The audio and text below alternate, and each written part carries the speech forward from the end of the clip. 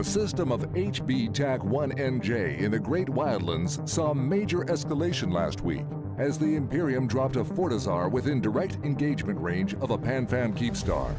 The location signals an aggressive siege strategy by the Imperium. Although supercarrier and carrier fighters were deployed, they primarily served to cover a fleet of battleships and battlecruisers executing the siege. PanFam engaged the Imperium defense fleet during the Fortizar's anchoring process. However, a bold feint by the Imperium saw dreadnoughts undock in nearby systems, and a Sino dropped on the Keepstar itself. The maneuver caused PanFam to withdraw to safety, misreading the feint as a full-scale capital assault. The Fortizar was anchored without further interference. The following day, PanFam returned to challenge the now onlining Fortizar, but with the element of surprise lost. Imperium forces adopted a defensive stance. Despite sustaining heavy losses, PanFam fought on with determination, but ultimately the Imperium cleared enough pressure to secure the Fortizar's activation, its survival ensured by both strategic reinforcement flow and the withdrawal of PanFam forces when the tide turned unfavorably. With momentum on their side, the Imperium dropped another Fortizar in EFM TAC C4, one jump from PanFam staging. Together, these new footholds forced the latter into a dilemma: defend both or yield ground. Under heavy siege, PanFam began to shift toward asymmetrical tactics, looking to stretch Imperium logistics by striking smaller objectives across the front. On the evening of June 6th, the Imperium targeted the Keepstar in EFM TAC C4, led by Asher Elias in a Hubris-class Lancer dreadnought, and flanked by Raven Navy issues. The fleet staged theatrics, including Crab beacon deployment, before taking the structure's armor uncontested. The Keepstar would subsequently fall on June 10th at 45 minutes past midnight. Meanwhile, HB-TAC-1NJ's Best Friends Forever Keepstar was also marked for destruction. PanFam formed a defense, but failed to prevent the anchoring of two forward Fortizars. These platforms enabled follow-up sieges on the Keepstar, culminating in its destruction, also largely uncontested. Over 1,850 pilots contributed to the carnage, with damage estimated at nearly 288 billion ISK. Subsequent days saw further losses for PanFam, including 4 Astrahus Citadels, a Fortizar in EFM TAC C4, and a Ragnarok Titan destroyed in period bases while traveling without defenses. As the Imperium fortifies its advance with newly captured SOV and strategic timers, PanFam's doctrine shifts to hit-and-run disruption. Though the pace of conflict is slowed, the front lines now stretch thin with minor objectives, Ansiblexes, skyhooks, and resource infrastructure likely to see increased action. With 2 Keepstars down and the Imperium's morale surging, the war's tempo may shift, but its intensity shows no sign of waning. This is Alton Hovery reporting for The Scope.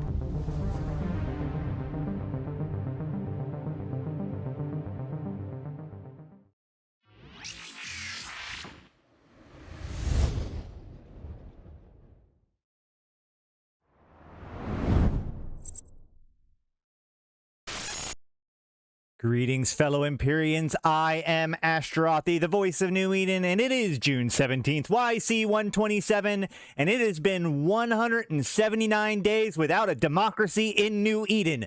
This is the Eve Universe Show! Welcome, welcome, welcome. How's it going, guys? We are back. It is another week. It is another exciting week. This is the week before the big update, not big update, I don't want to play it too big, but like the update that we've been kind of being teased by CCP Okami about how they're going to be fixing pyrite and whatnot. So we know that we're almost certainly going to be getting an update next week, but we don't have the details of that.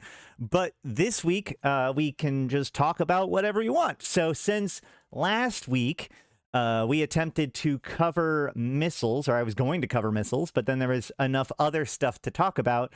We never really got around to it. So I thought today would be a good day to do that. But before we jump into it, how's it going, guys? It has been a long weekend for me. I hope everybody has been doing good. We're sitting here in Jita with my Praxis ready to go for demonstrations. Hurry up with the Galente election update. Yeah, I mean, that's what I was saying. Like, it's been almost 180 days since the Galente have announced the postponement of their their democracy, and it has been at almost a month, I think, since the end of the Drifter crisis, which is when theoretically we were supposed to see information about the elections. Most of the time the elections are supposed to happen in like February, I think it is. Actually, hold on. Now that I'm talking about it, let's go ahead and look back at the news. I was looking at all the different past events to try to see when the actual postponement occurred. Now I can't find it. Federation elections postponed all the way back in December. All the way back in December did we get our the official postponement of elections. So let's go ahead and look back into the news. Let's see. So I think it would be YC121. Is that when the election would have been? Let's go look. No, because that would have been... yeah, that's early. That's earlier. So maybe 122? Was it 2020? I think it was 2020. Election under comm network attack. So the original election was supposed to be on February, like basically March 1st, right? Because the elections were supposed to be, oops. So the last time there was an election, oh no, so it was supposed to be the 28th and 29th of February. But thanks to the attack on many of the candidates, all but 2 of the candidates, I believe, that election was postponed, with the election finally happening. Let's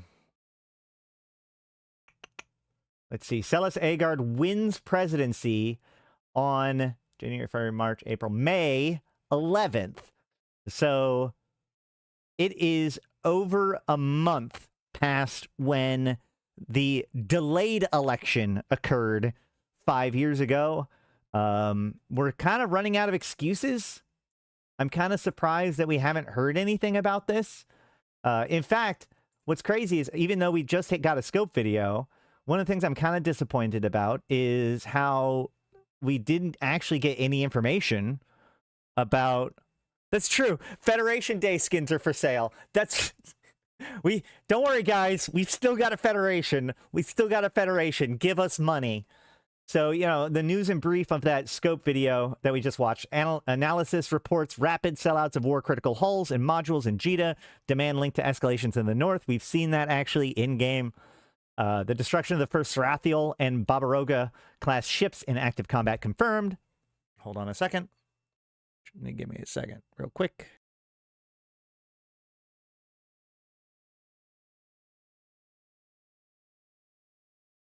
Let's hope that works better.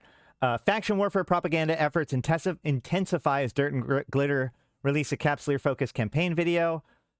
Strategic deployments of dreadnoughts seen shifting from Fountain towards conflict zones. Alliances remain silent on destination. Pirate-aligned Capsuleers reportedly forming independent cells across contested systems, coordinated with deathless elements suspected. Now, I'm very glad that we did get a scope video. However, it's worth noting real quick. Hold on. I don't know, guys. It's kind of weird, isn't it? Oh, let me see. Theater mode. We go to EVE Online's YouTube page, and we go to playlists, and we go to scope. Every time I try to search for scope, just looking through the list, I can never find it. So I have to do a text find. Otherwise, my brain just skips right over it. So it has been 8 months. 8 months since we've gotten a real scope video. 2 months ago, we did get the scope video that was like showing off what was happening in Tabitzer, but that was literally like a live stream of what was happening, which is pretty cool. Don't get me wrong. But, you know, the last significant actual scope video that we've gotten was 8 months ago with the Crimson Harvest Returns. Now, if you see here, we got, as a lead up to Equinox last year, we got 3 scope videos made. That is kind of the lead up to, these are the events that led up to Equinox. Now, obviously, a lot, like, the release of Legion was significantly less of an in-universe thing and more of just a us as EVE players kind of thing. But still, like, it's kind of weird that we haven't gotten any scope videos or anything. EVE maintenance mode confirmed. Nah, I mean, like, I'll be honest, a lot of the time that usually means that they're cooking something for later. Historically, they have kind of, you know, come in bursts. So I'm not like hating on you on CCP for this or anything like that. It's just, it seems kind of odd that we haven't seen very much. They threw a lot in with the Drifter Crisis. Even though we didn't actually get any scope videos for the Drifter Crisis, we did get a lot of news and obviously a lot of work in-game to make the Drifter Crisis happen. And that was a very significant event. But yeah, it's an interesting question. And like I said, this scope video is obviously, like, the thing about this scope video is it's not forwarding any plot points at all. So I guess for just a second I can talk about this. Like, what do I think is actually happening? I think that what's happening, and I've said this before, is that the next major milestone for CCP is Vanguard, right? And the playtest for Vanguard is coming in, what, like 3-4 months now? And then, of course, we are about a year off from the actual, I'm not going to say release, but the forever on version of Vanguard, where it will be playable and they're not going to, you know, like, it's just going to be up and a thing, or, you know, like a open beta, right? Let's call it that. So I suspect that a lot is waiting on that progression, right? Like, we can hate on them all we want, but, like, I'm somewhat sympathetic to their plight in the fact that the storytellers are, you know, like, their job is to set up based on the development, right? And development is, well, development's a messy process, right? Things get delayed, things get changed, priorities shift. CCP is an agile development company, which means literally every 2 weeks, their priorities get reevaluated. That's not necessarily a bad thing. Like, that's how good software development happens, so that way they can adjust to what is actually going on.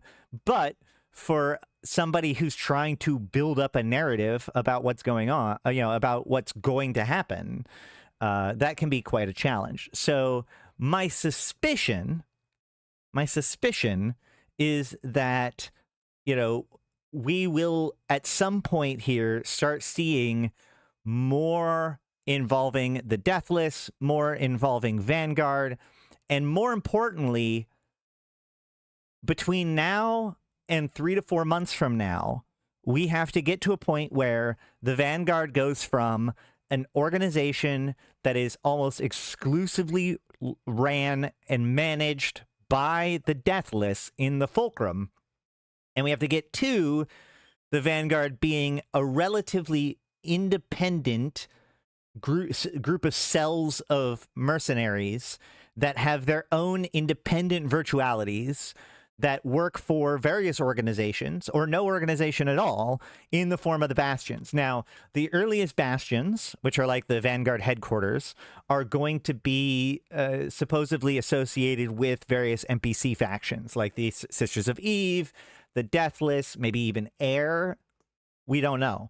But you know, SOE and Deathless was the ones that they had suggested before. So I think that, you know, like obviously, something has to happen that leads to that. And of course, the other big thing that needs to happen is, as we keep on talking about, the Galente elections. Now, historically, the Galente elections has been kind of a background thing. It's like a thing that they're able to just put out maybe a half a dozen or so New Eden news over the course of a couple months, and like the elections play out, right? Without much player interference, because we as Capsuleers cannot vote in the elections. The closest thing was last election, where a Capsuleer was allowed to run for presidency. Now, he got a trifling amount of votes, but he was allowed to run, which was pretty cool. You know, Juliana Soder, he had a whole website about it. It was pretty cool. They recognized it formally in the lore. But I haven't seen anything like that this year. But it's gonna be an interesting question, and like, there's a lot at stake this election. You know, the previous elections, you know, we had 2 elections where Rodin was, you know, obviously the president, Rodin being the main guy from Rodin Shipyards. He was a very powerful, intelligent, and politically savvy Capsuleer. He decided not to run in 2020, so that one was up for grabs. Celis Agard got the position. Ash for president. Oh boy, I don't think they would even entertain that option. No, in canon we can't vote because we don't like. So you have to be a Galente citizen of one of the districts, because like one of the good examples was the previous time that Celis Agard ran, the first time that Celis Agard ran, she lost to Rodin because Intaki had been captured by the Caldari, and because Intaki was under Caldari influence, those voters were disenfranchised. I don't think that Capsuleers are eligible to vote, nor have we ever actually been asked to vote. So I disagree. I think that's, I mean, like maybe some Capsuleers could arguably vote in the same way that there are some Capsuleers that are like officially holders within the Amar Empire. Lucas Rahalin, I think it is, was officially recognized as a holder. I believe at one point, what's her name? The lady who was on the CSM, whose name is eluding me right now. Before she defected to the Amar, I believe she was recognized as a holder because it was her gardens that got firebombed. But I've never heard anybody be recognized as a Galente citizen. The closest thing would be Juliana Soder being allowed to run for the presidency. But yeah, I don't know what district we would even vote with, right? Because like that's how the Galente work, and it's not overly, the details of it aren't overly clear in the lore. There are senatorial districts. I know, like some of I think it's just regional, but actually no, because there are some, like I think that there are planets, like the heavily populated planets are like individually an entire district, like Intaki, for example. Either way, I digress. The point is that we haven't had a lot of news, especially lore-wise, since the Drifter Crisis. But we do expect news about game mechanics sometime this week, next week at the latest. In the meantime, though, we can look at some of the other stuff that's been going on before we jump into today's main topic. So starting today, there is a 2-for-1 deal on boost bundles. So warp to the store, stock up on SP and Cerebral accelerators, open eFrontier. Why? That's kind of funny that, like, can you guys see that? Yeah, trying to go to the, wait, is this in-game? You can now boost your skills and skyrocket your career in New Eden faster than ever. A lot less than usual. For a limited time, you can get 2 boost bundles for the price of 1 in the New Eden store. Okay, yeah, so this is the in-game store, but when I click on it, it tries to open up EVE Frontiers instead of EVE Online. By the way, so the reason why that is, by the way, is because, like, effectively EVE Frontiers is a fork of EVE Online, and so, like, when you run EVE Frontiers, it actually registers it as EVE Online. They haven't fixed all of the metadata yet, but that's not the point.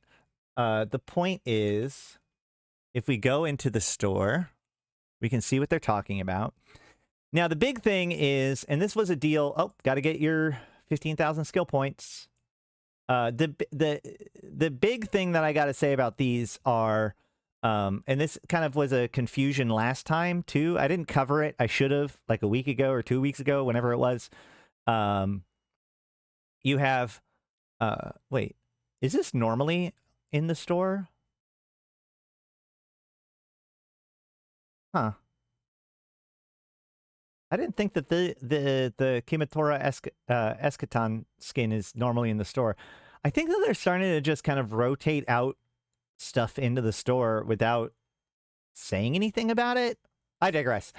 So the big key to deal with this is that if you get the 2-for-1 bundle, the bundle itself is already the 2-for-1. Okay, there were some people complaining about this on Reddit because it's a little bit confusing. Where, like, so this is normally a. Is that true? A 700. So this is normally a, I guess, what, 1,750,000 SP for the master bundle, and right now it's 3,500 SP. That's a strange number for it to normally be. Is that actually what it normally is? Huh. You'd think it would be like 1.5 million or whatever, but either way, so 3.5 million skill points for 1,500 SP. That would be, so a million free SP, as we said many, many times before, it's about 20 days of Omega skill training. Now, obviously, your attributes and your implants and whatnot are going to affect that, as well as these cerebral accelerators. So, you know, 3,500 SP, that would be 60, 70 points plus booster added together, skill points added together. Yeah, but like you'd think that, okay, so what I would expect is that the base bundle would be half the SP and half the cerebral accelerators, right? Because it's a 2-for-1 deal. But that would make it 1,750,000 SP and 2 cerebral accelerators, which is an odd number for it to be. But whatever, maybe it is. My point is that this is about 70 days of skill training, which, you know, for 1,500 Plex, you could get, in theory, 90 days of skill training. But this is instant SP right now, magicked out of nowhere, which, of course, I'm sure upsets a lot of people, although it seems like the most of the people that are upset by these kinds of things have burned out of the game. I personally, I'm going to go on the record once again saying that I think it's actually a good thing that CCP sells skill points. I think that it never should have been a thing that players can sell, because it allows players to fund their account without paying for it, which allows the proliferation of multi-boxing that we have seen in, you know, the last decade or so since the introduction of skill extractors and skill injectors. So this is especially for what's weird about these kind of deals, though, is that historically CCP's tried to make it so that the way that they give out SP is very useful for newer players, but are resistant against experienced players getting the bonus, right? So like with skill injectors, there's a diminishing returns. So that way, if you're at a certain amount of skill points, you basically don't get as many, you don't get as many skill points the more skill points that you have, right? The idea being is that, newer players need a catch-up mechanic. Experienced players don't really need it so much.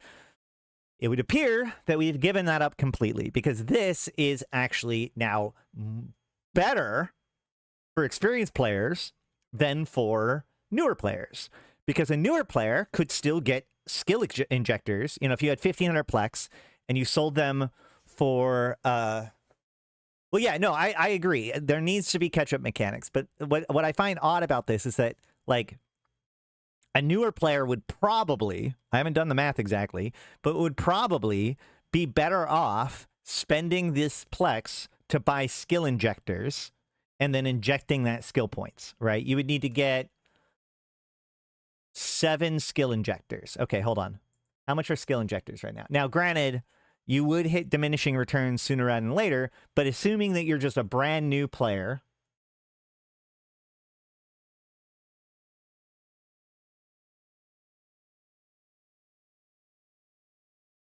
and I'm buying skill injectors,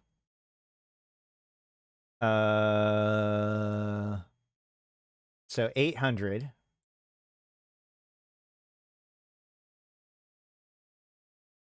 800 times, what do we say? 7 is 5.6 billion, right?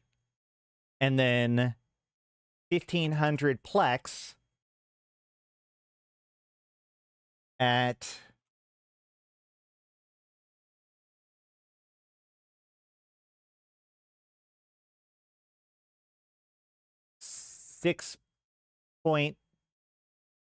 $6.2 million equals 9,300 Plex, or 9.3 billion ISK. So it costs you 9 billion ISK worth of Plex to pick up this this pack, and to get the same amount of skill points from skill injectors, if you're a relatively brand new player, would cost like almost half that. Do skill injectors look at the unused skill point pool or train skills? It's a collective, so it's your total skill points, unallocated and allocated. This is why I recommend you keep your unallocated skill points from using the buddy code, link down below, and you keep it in your redeemed window until you're ready to use it.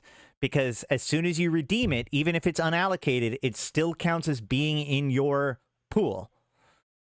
So, yeah, I mean, whatever. And there obviously is diminishing returns to this. So, pretty quickly you only get 400,000 skill points per one. So, whatever. But my point is that with this pack, the more skill points you have, the more efficient it is to buy it this way instead of buying it through skill injectors, which is really weird to me. Now, obviously, what they're doing here is they're trying to get... Wait.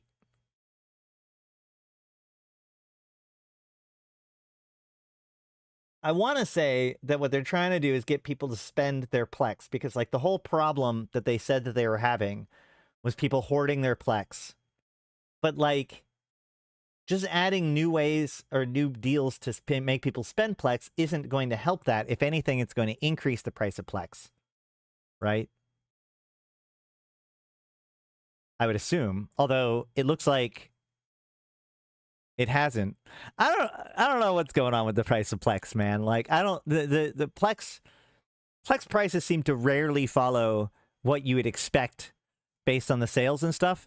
And I think that probably is because of the fact that they've kind of oh, there is the Plex sale on top of that. Hold on, let's go look at that. Is that still ongoing? It is. All right, well then let's look at this. Save 20% on Plex and free Luminaire Rising skins. So just in case you want to celebrate our lack of democracy, you can get Luminaire Rising skins and 20% off Plex until the 20th. I love how, hold on. I'm going to give them the benefit of the doubt and say that I'm happy that CCP has learned their lesson about putting in the details in the dev blog, right? Because obviously the login rewards and the 7-day reward track, we had a lot of issues with that.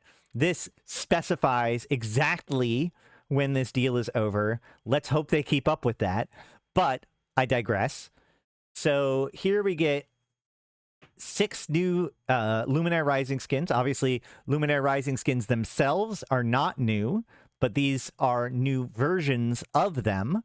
And some of them are pretty cool, you know, like on good ships. So let's go ahead and look at the actual deal. So, oh boy, for $35.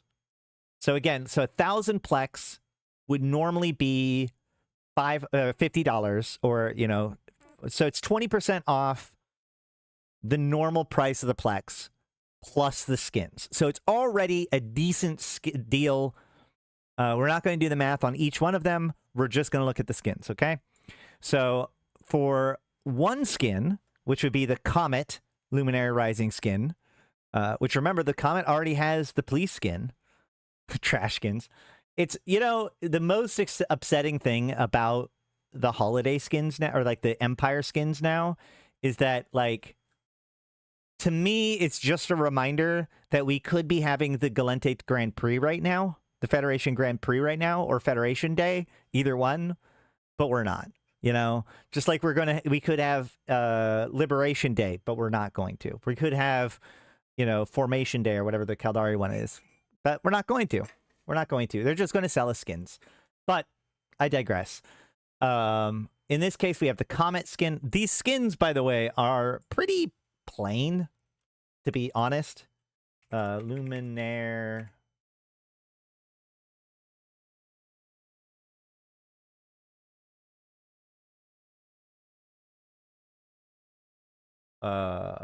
Luminaire Rising.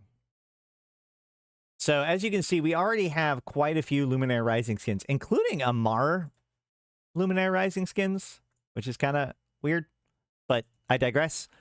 We need more Blacklight Cyber Knight skins, more flashy transformative skins. I agree. But so these skins are like very basic. They're kind of the same sort of skin that you could make now with Skinner, which makes it kind of ballsy that they're selling them as if they're premium. Because, like, not to skip ahead a little bit, but like the top skin pack is $519. So if you want the Moros Navy issue Luminaire Rising skin, then you're going to have to pay $519, where other Plex packs, like, oh boy, we're going down a little bit of a rabbit hole, but who cares? Whatever. So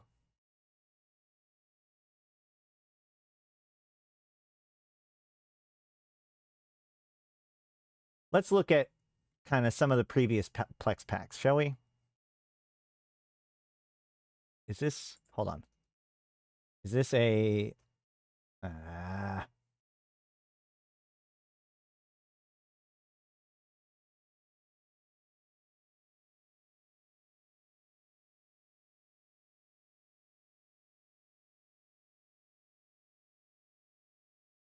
is there a, offers. Great. Awesome. Perfect. They have a tag. Okay. So a month ago, you could have gotten police skins. And it was basically the same thing, right? Like 20,000 Plex is the top pack, right? Yeah.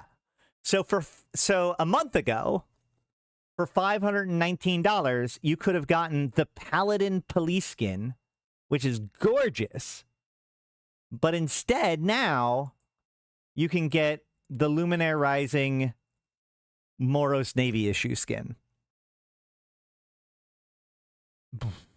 Not much to say about that besides what's already there. I see it as buy the Plex on sale, then purchase the 2-for-1 skill points. The Plex never goes into the market. Well, I mean, right. Although, like, that's one way to do it. But again, as I just pointed out, like, you could theoretically, especially as a newer player, you're probably better off just buying the Plex and then buying skill injectors, not the Plex pack or not the skill packs. And what's wild about that is that's even with the skill packs being 2-for-1. So buying skill points from CCP is relatively inefficient at the moment, it would seem. I could be wrong. Like I said, I'm just looking at things and I haven't like crunched the math. I don't have a spreadsheet in front of me. But yeah, I don't know. So far I'm not overly thrilled by all of this. So, all right. So for $50, we get the Eris skin, which is the interdictor. For $100, we get the Phobos, which is the heavy interdictor. Which is good because we just got a new skin for that. And then for almost $200, you get the EOS skin, which admittedly the EOS needs more good skins. But it's weird that we see like all of these skins are all these ships are kind of more niche ships. I mean, like the Federation Navy Comet is obviously pretty common, but it's still a Navy ship. These are Tech 2 ships. Next is the Hyperion. So the Hyperion is actually a pretty standard, it's a Tech 1 battleship, so that's a good one. I'm actually pretty surprised that the Hyperion Luminaire Rising skin didn't already exist. Hyperion's a great ship, by the way. It's got really, really solid rep power, great hybrids, looks good. And then, of course, the Moros Navy issue. But, like, Malik, you got the Moros Navy issue skin from doing Vanguard, right? So here's kind of the fundamental problem with this. Yeah, okay. So here's the thing.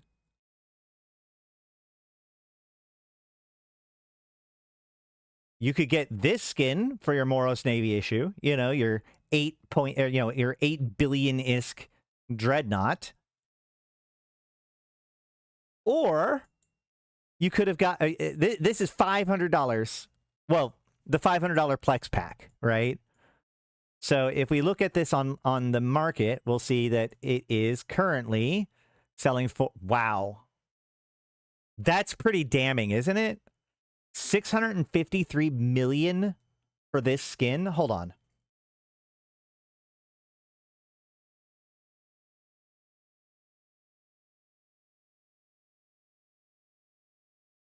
I promise you we're going to do missiles today. I won't stop until we do missiles.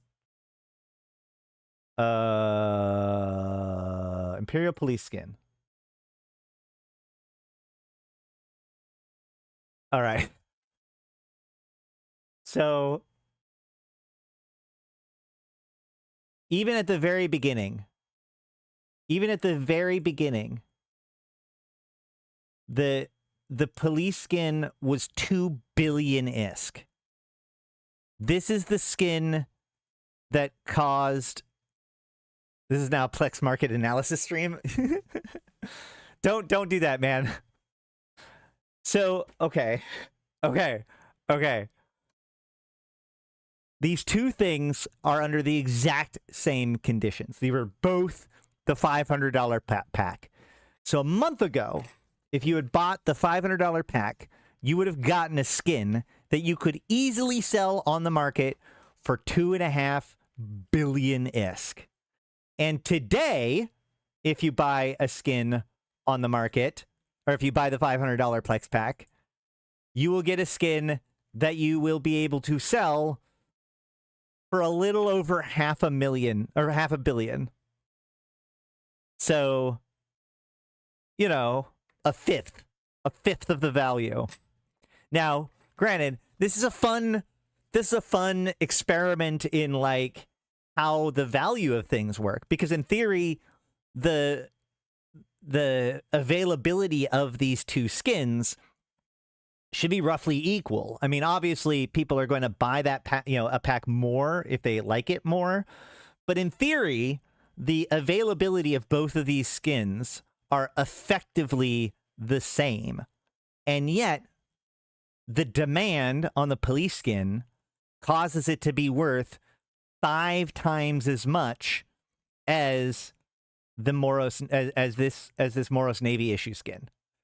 That tells you about everything that you need to know when it comes to whether or not I recommend you buy this particular Plex pack, I guess. Like, you are losing out on a absolute boat ton of money, potential ISK, if you pick up the $500 Plex pack now, as opposed to a certain, any other of their offers historically, right? Because we can also see...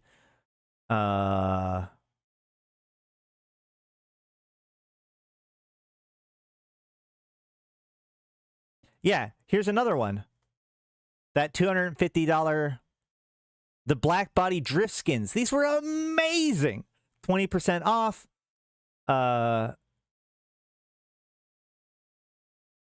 And they had the 2-for-1 in skill extractors and skill injectors. Let's see. Let's assume that the best black body drift skin. I feel like I'm driving this point home a little bit too much, but you want a Macario black body drift skin. How much is this thing going to cost? 2 billion.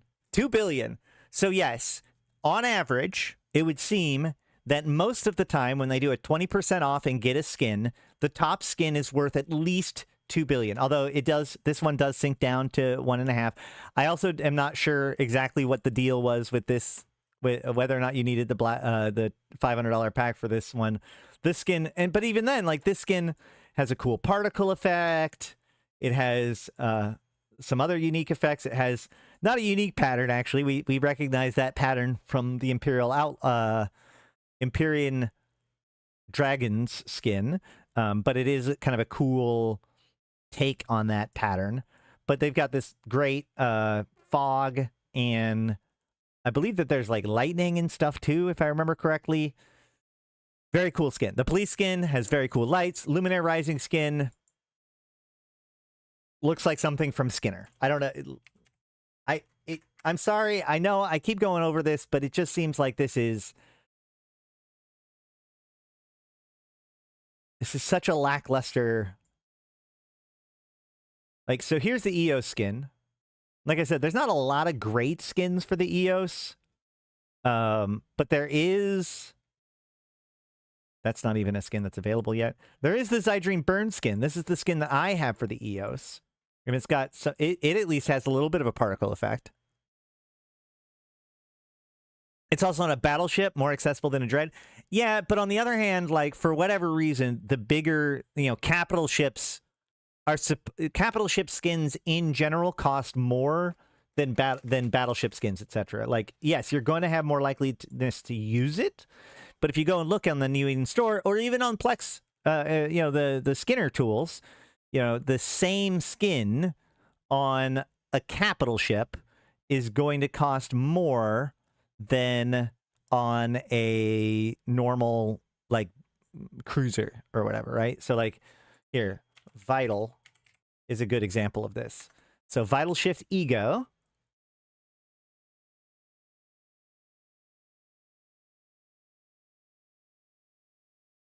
Yeah, you can get the battle cruiser for 250, the Tech 2 cruiser for 250, but the capital is almost 700, right?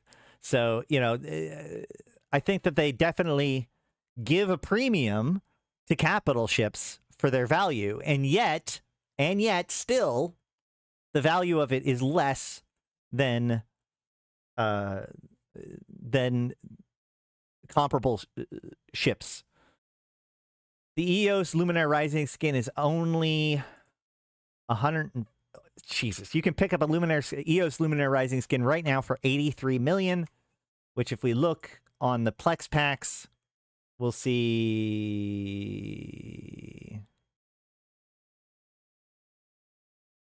the EOS skin. So you could pay $200. You could pay $200. Now, granted, you do get 20% off, but the skin that you get is worth less than 100 million. That's wild. Buyer beware. I don't know what to say. Like, if you like the Luminaire Rising skins, that's fine. I'd recommend getting them with ISK. I'd recommend, yeah. I don't know. This is probably one of the worst like skin deals with a Plex pack that I've seen in a long, long time. And that's about all I have to say about that, I suppose. And like I said, the skin deal or the skill point deal is really odd because it does seem to heavily favor experienced players over new players. You can get 1,500 skill points for $735. Best Moros. Yeah, exactly. The best Moros Navy issue skin is the Arcombine skin. Hands down.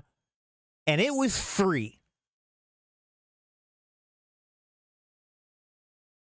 Buy the 100 Plex non-deal and just buy it from the market. All I can say is, if you want to buy Plex, I would get it. I would wait till the next Plex sale. I don't know. Yeah, hold on. What else is there? Hold on. When are the events? Let's go look. We've got time today. Let's just go ahead and check things out. Let's think. So if we go back to, hey, Ragtag.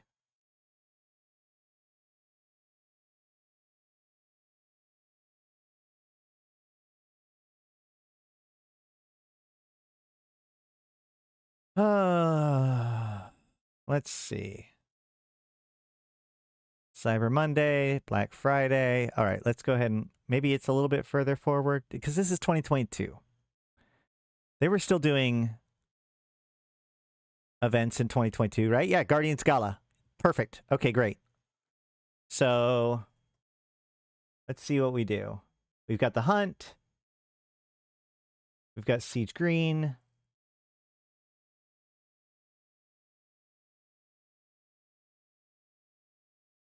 Federation Day returns on the 16th of this month, years ago, with the Federation Grand Prix. And federal police skins. So they had federal police skins for sale.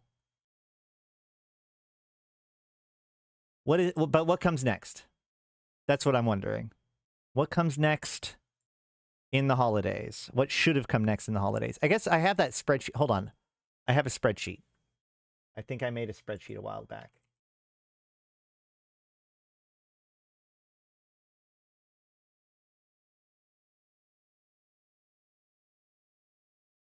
So here was the EVE Online calendar prior to them cutting out most of these ones. So in March, we had the Federation Grand Prix. In June, we have Federation Day. So what would be next is Liberation Day. So we're going to see Liberation Day skins. What normally... Those are usually pretty good, though, aren't they? Hold on.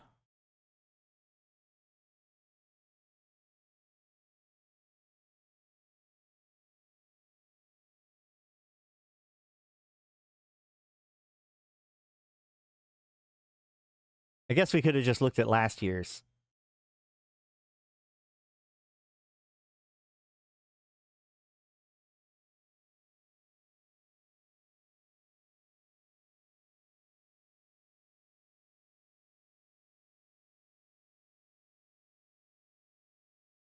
All right, so we got Federation Day packs. This is from last year. Oh, yeah, that's a good point. There's no new Skinner components in these. Rip Guardian Gala. Yeah, no kidding. The Shades of Liberty pack. Yeah, I mean, like, I guess. Hey, look at this. Hold on. So, yeah, last year, I guess you could have gotten the Hubris as the top one. So then what is next? Let's see what's next. The Colors of Freedom? That would be Liberation Day, right? So, okay, so the next Plex pack is going to be Liberation Day, or not necessarily next Plex pack, but the next one to pay attention to is next month, July. Yeah, that's right, because Liberation Day is kind of tied to 4th of July, for, you know, better or worse. But or not for better or worse, but I mean, like, seemingly coincidentally, the Liberation Day of the Mimitar is tied to July and July 4th. So I would say that next month, a significantly better skin is going to be out. The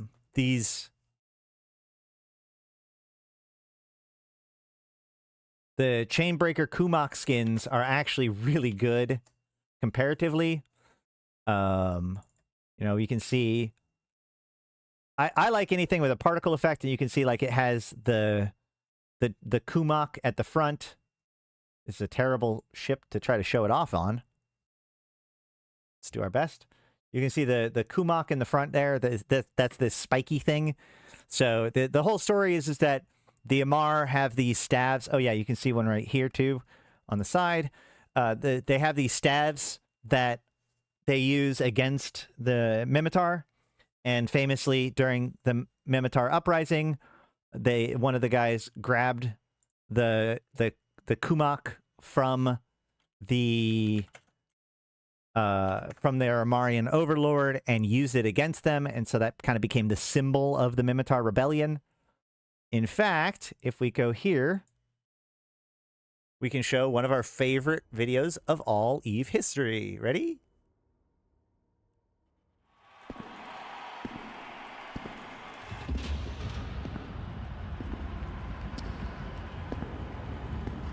Let me tell you who we are. We have a legacy. A legacy that shaped us. A legacy that we've built.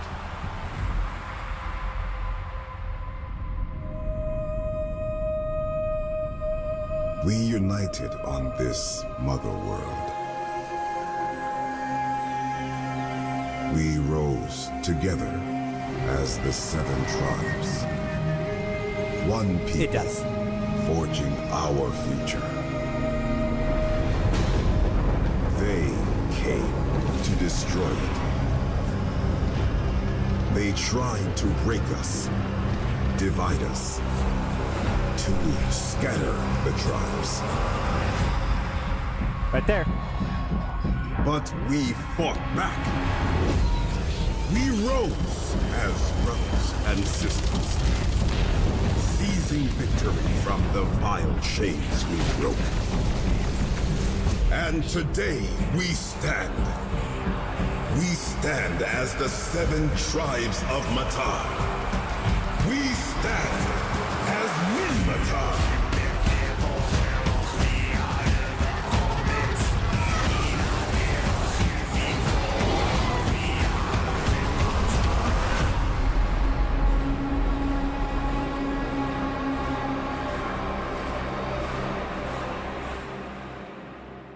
All right. So in summary, you know, just in case you're convinced that I am some sort of CCP shill, and I cover these Plex packs and everything in order to try to sell you them, that is not true. CCP doesn't give me anything. I'm 100% sponsored by you guys and your support and YouTube ad revenue and stuff. So thank you very much for all of you who do consider and make that decision to become a member or a patron or tip me directly through PayPal or whatever. You guys are everyone's heroes for that. But like, comment, and subscribe. But, so I go over these things because I want to, I'm here to put Eve into context for my fellow Empyreans. And part of that is as CCP is trying to sell you all of the, yes, that's right, join the Mimitar. We're actually fighting for the Mimitar Republic right now in faction warfare. It's been pretty fun, but I digress. I'm not here to sell you anything when it comes to Eve Plex packs or anything like that. I'm here to give you my thoughts on these packs. And in this case, my thought is I am incredibly unmotivated and unconvinced that these are good packs to pick up. I mean, obviously, it's still 20% off Plex. It still is some extra stuff, but almost any other Plex pack sale, etc., is going to the entire rest of the year is going to be worth more. I'll just say that. So, all right, let's move on from that. I think there was something else. Patch notes. Is that all that's left? Hold on.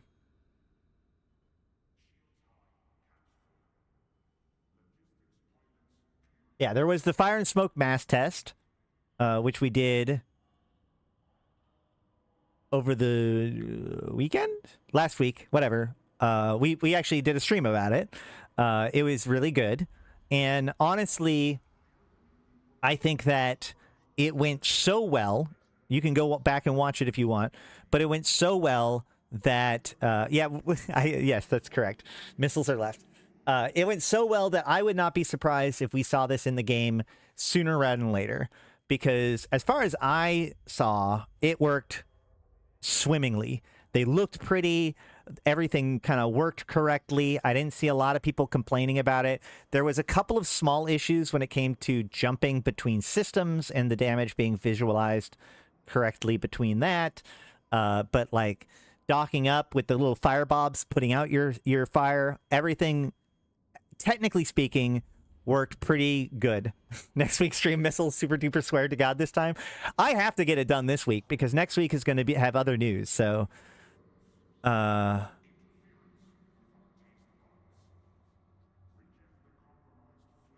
have no idea what you're saying, Tara. What the heck?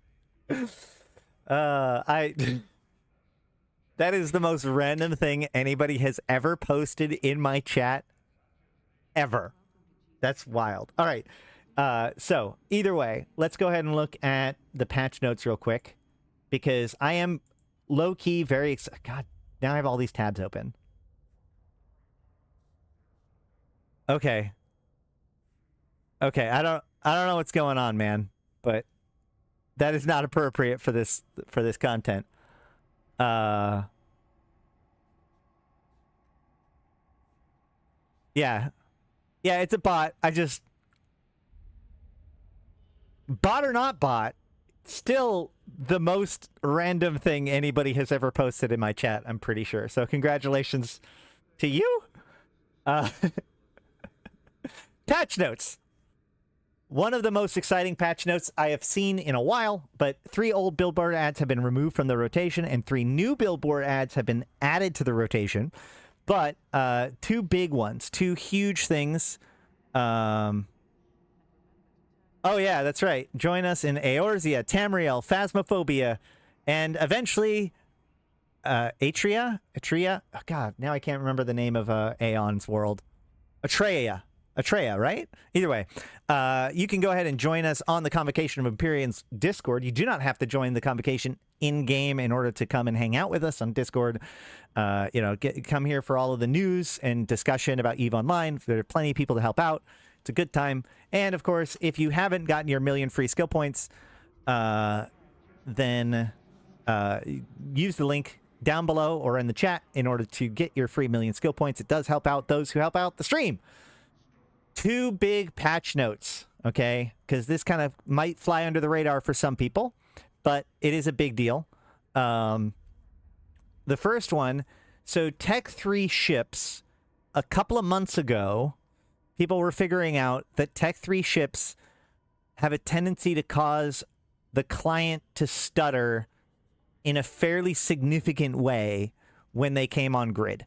Now, Tech 3 ships, Tech 3 cruisers, are where to apply to COE.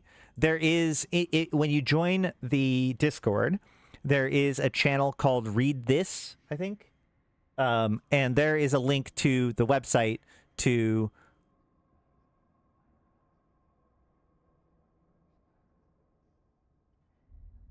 What? How did that work? Hold on. Now I'm confused because you put a timeout and they're still posting. Let me try again.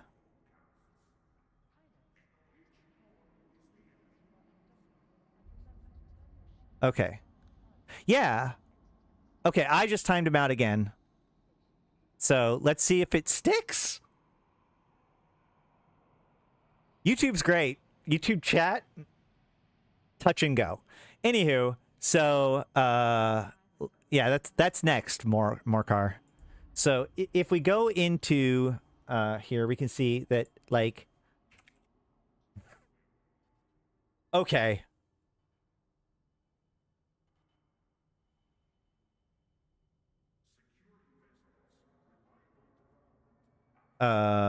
Wait, can I not ban him? Hide this user. Okay. Let's see if that works. I have now deleted and hid all of his messages. All right.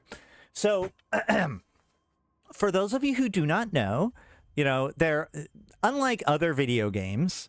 Like when you hear things like Tech 3, you might think it's like a free-to-play game with like World of Tanks, where you've got like Tech 1 through, you know, like 10 or whatever. That is not what that means. Tech usually, like, so Tech 1 is considered to be flexible. That's the base tech that the empires build. And then Tech 2 means specialized. That's where you get ships with special abilities or specialized roles, but they usually lose some of their general capability in order to focus on that specialized role. Like, for instance, a good example of this is actually Tech 1 exploration frigates have significantly better defensive systems with things like drones than a lot of the Tech 2 exploration frigates, because Tech 2 exploration frigates are more focused on exploration and less focused on just being generally useful ships of the line. Tech 3 is about versatility. Now, what's the difference between flexibility and versatility? Flexibility, the difference here is that, or adaptability is maybe a better answer. Tech 3 is about being able to change what you are good at. So with Tech 3 destroyers, they have the 3 different modes. They have offensive mode, defensive mode, and propulsion mode that they can switch in between that kind of affect how good they are. Whereas Tech 3 cruisers are a whole nother universe when it comes to this, because Tech 3 cruisers, unlike normal ships that have locked-in subsystems, you know, every ship has subsystems that kind of specify exactly what that ship is good at, and that cannot be changed out. We see this in the form of ship bonuses, right? So if a ship has stronger, you know, damage to hybrid turrets and rep power, like for instance the Hyperion, that means that that ship's subsystems are designed around that. Well, with T3 cruisers, you actually get to change your subsystems. So if you can see here, there's actually 4 subsystem slots, and you can see that you do not have any modules, no module slots. So when we go here, we can click on subsystems and look at the Loki subsystems, and we get to pick one of each subsystem, right? And if we look, like if I put in an interdiction nullifier and a covert reconfiguration and a dissolution sequencer and a support processor, whatever, that makes this ship, right? And it controls the slot layout, because each one of these controls how many mid slots it has, how many low slots it has. It gives you extra power grid. See, this gives us 15% bonus to ship sensor strength, 5% bonus to max targeting range, 15% bonus to scan resolution, +2 mid slots, +2 low slots, and +1 lock, maximum lock targets, right, for this dissolution sequencer.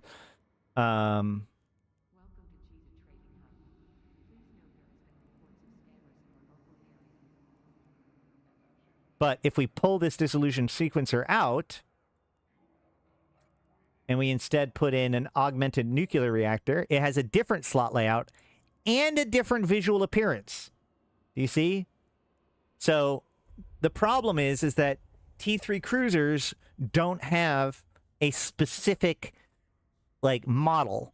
The model that they have is an amalgamation of the different subsystems that they have. So depending on which subsystems that a T3 uses, it has a different modeling, which means behind the scenes in the space object factory that, like, generates everything that you see in space, you can't just, like, be like, oh, that's a Loki, and put up a Loki model like you could with, like, an Absolution or an Armageddon or any other ship.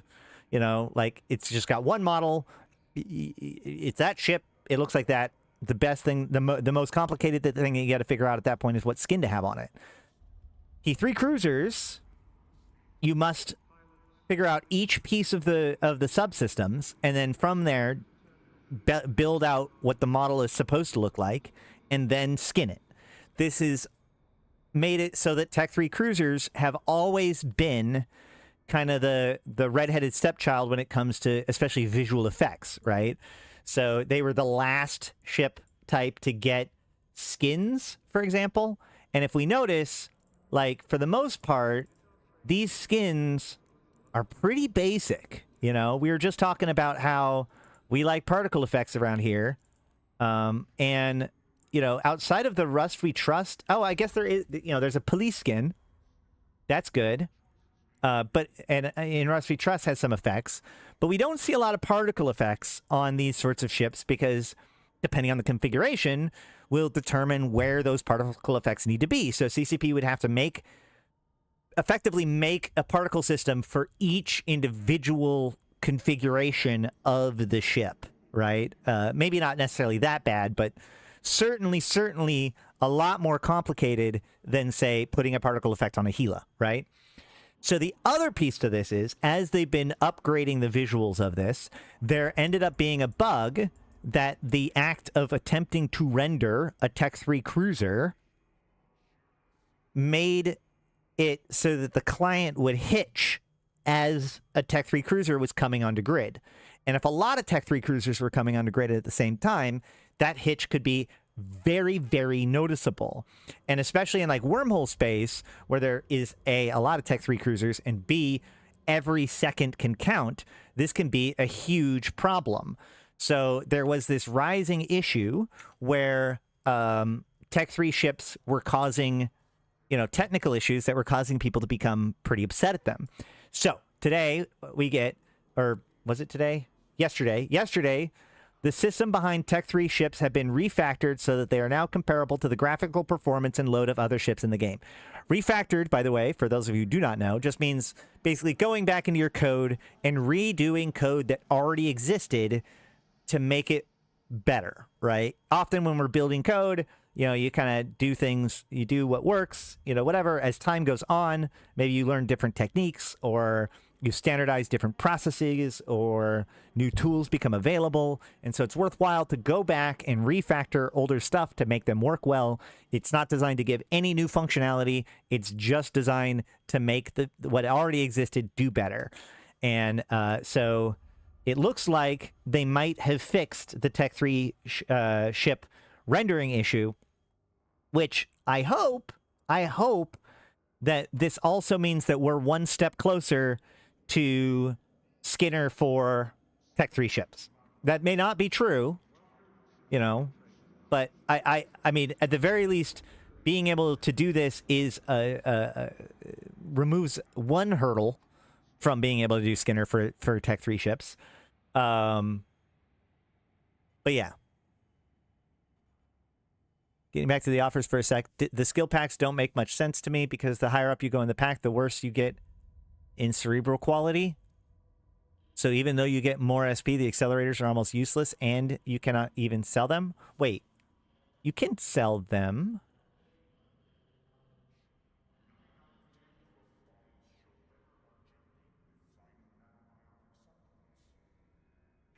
Wait, what? I think that part of... Okay. The reason why we're seeing that, I would say, not the shop ones. Standard boost cerebral accelerator.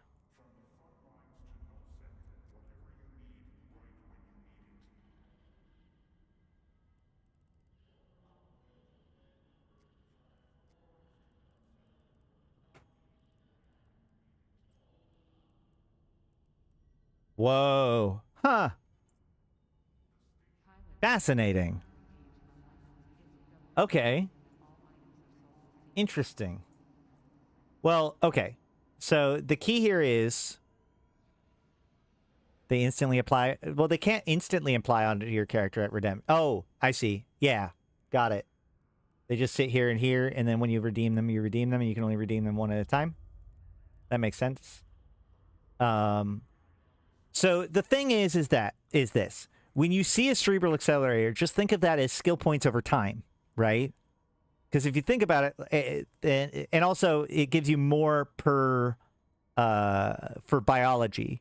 So the biology skill,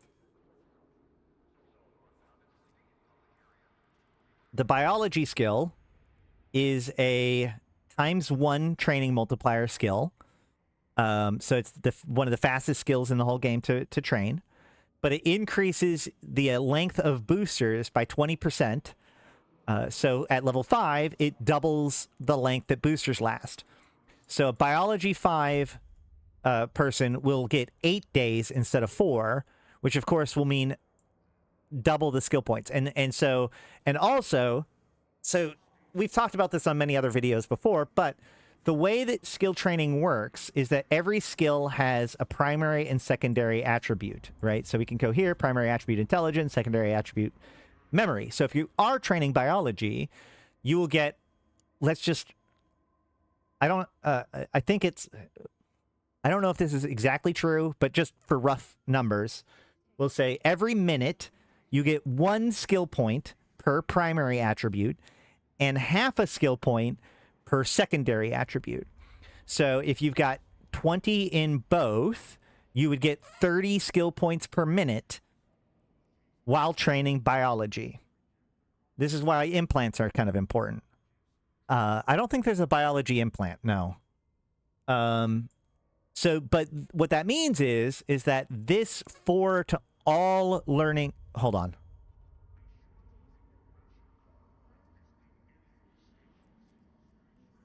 There is. Huh. Yep. Okay, so you can get an additional 10% bonus with this implant, which costs 130 million ISK. So there you go. Congratulations. If you really want to use skill injectors or skill accelerators, that's probably good. So, okay. So the point here is, by giving you +4 to all attributes, that means it's basically +6 to... Yeah, +6 to all of your training per minute. So you could theoretically multiply 6 by the amount of minutes in 8 days and figure out how many skill points you get out of this accelerator. So if you think about it, this cerebral accelerator is just more skill points, a set amount of more skill points, in the same way as the unallocated skill points. So there isn't functionally a difference between the skill points that they just give you unallocated and the skill points that you get from the cerebral accelerators, especially since you can't sell the accelerators. It's just you get these skill points now, and you get these other skill points over the course of the next 8 days, ×4, because you can't have more than one running at a time. So the next month or so, right? In order to get all of the skill points from this pack. So in other words, the higher packs allocate more of the skill points to your front-loaded, unallocated skill points, and less skill points towards the accelerators, which isn't technically a bad thing. Okay, so that's why the higher offers give less cerebral accelerators, because more of the total skill points that are given to you from that pack is just given to you in the front-loaded unallocated. Does that make sense? All right. But yes, it does mean that you can't use biology to increase it. You can't use the implant to inject it or to increase it. But at the same time, those are relatively small numbers in the grand scheme of things, and CCP's kind of balanced it around people having biology 5 anyways. Okay. And besides, the skill points that it takes to get the biology 5 has to be taken into account too. All right. Ugh. Where are we? Anything else we got to cover? Anything else we got to cover? I think that's it. Oh, yeah, no. There's one other thing in the patch notes that was very useful today.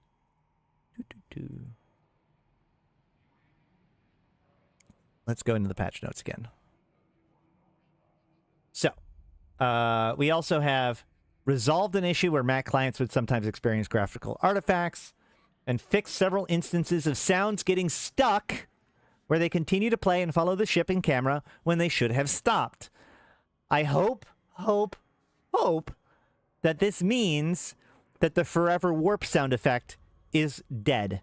Somebody please confirm to me whether or not this means that the warp sound, the forever warp sound is gone, because that, in my opinion, is a significant patch note if that is the case. I have absolutely been annoyed as hell by that forever warp sound, especially when I have to compete with the people that are like, Eve has sound, her, and try to convince people that having the sound on in Eve is worthwhile and valuable. And then there's these terrible, well, okay, forever prop mod noise, whatever. But the question is it actually fixed? That's what I want to know. And then the client would become unresponsive after a set of rare conditions that required DirectX 12, resizing the client window and changing graphical settings. This has been adjusted. So that's good too. I think we still have some of the flickering issues for graphics, especially on DirectX 12. We'd have to test that, but there we go. That's what we have so far. All right. Let's look at Hobo Leaks. There's nothing really here. These are the videos that they put in. There's the skins that they put in. This is them making all of the Capsuleer Day boosters expired. So nothing really serious there. Nothing there. Excuse me. Done with that, done with that. Done with that. Done with that. Done with that. Blah, blah.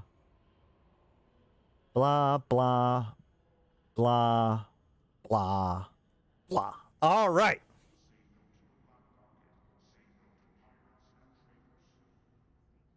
The Upwell station's compressor sound going smash, smash, smash nonstop. Oh my God, that would be terrible. The question, though, is it fixed? Can anyone confirm to me whether or not they've had any problems since yesterday? Okay. Let me get some water real quick. Oh boy, that was bad. Hold on.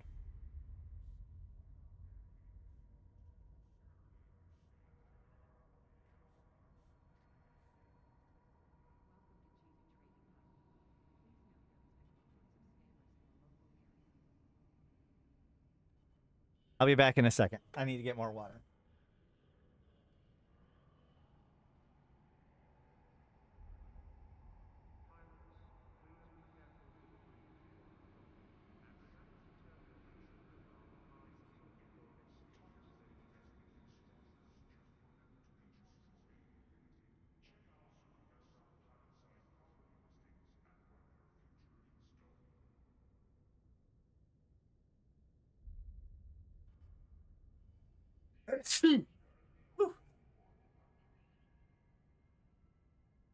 You haven't noticed it today? Well, I mean, it's all going to be anecdotal.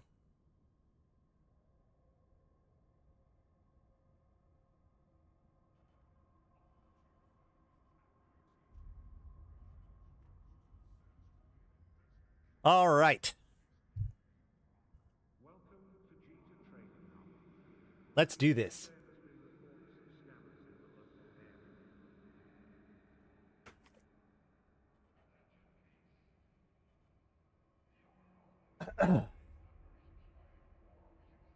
Greetings, fellow Empyreans. I am Ashtarothi, the voice of New Eden, and this is your New Eden news. Yeah. Nope. It's not a New Eden news. We're not doing New Eden news right now. All right.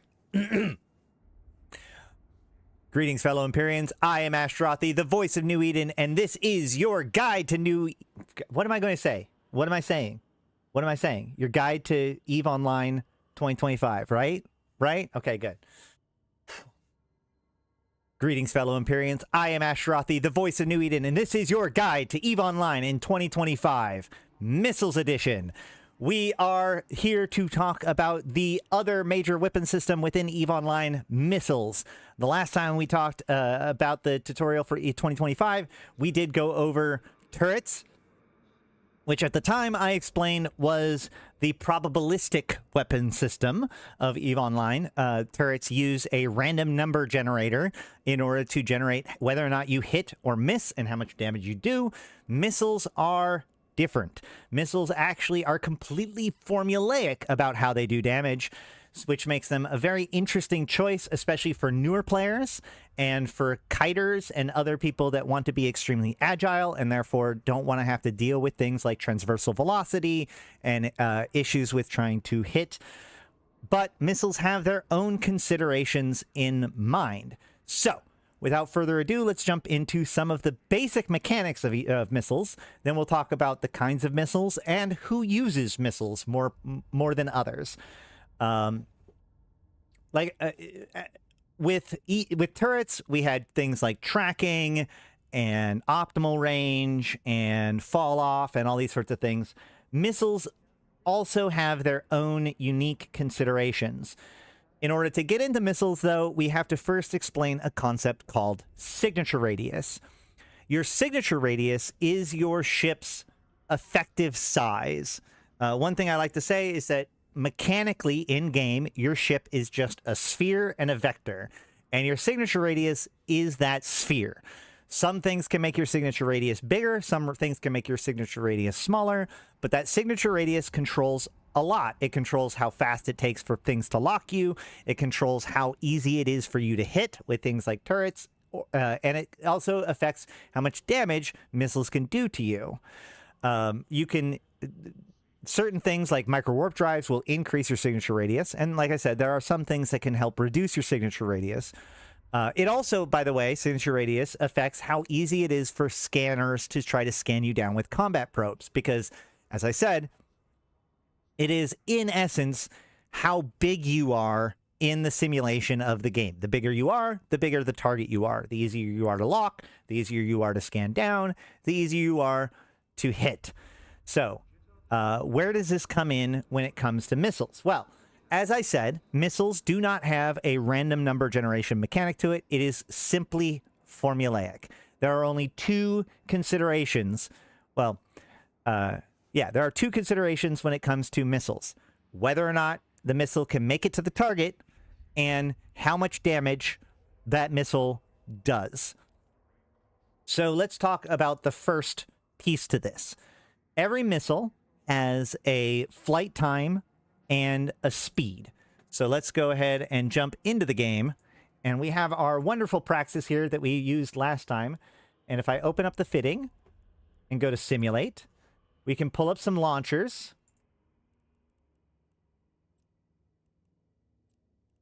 And there are a lot of different types of missile launchers. Just like other weapon systems, there are a short-range weapon system and a long-range weapon system for each size.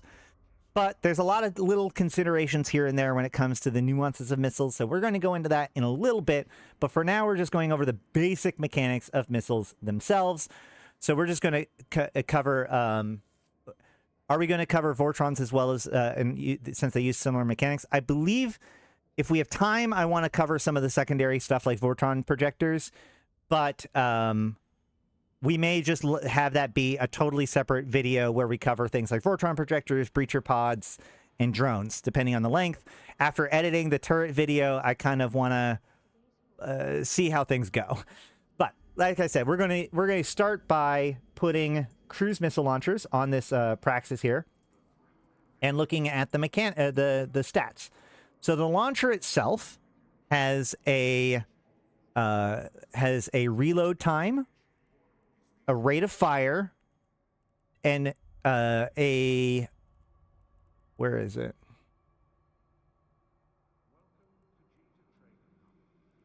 And a capacity. Okay, so the capacity controls how many missiles can be in the launcher before it has to reload. The rate of fire controls how fast you shoot and therefore do damage. And the reload time is how much time it takes when you run out of ammo or you want to switch ammo before you can fire again, right? Pretty simple stuff. However, the missiles themselves have a lot of the main value that is important to you.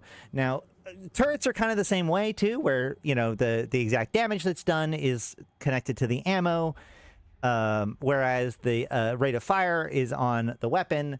But missiles are a little bit different, because while the turret shoots a bullet that is like instantaneous, right? Like you make your shot, the turret rolls its thing, it multiplies its damage by the damage of the ammo, and that's what it projects.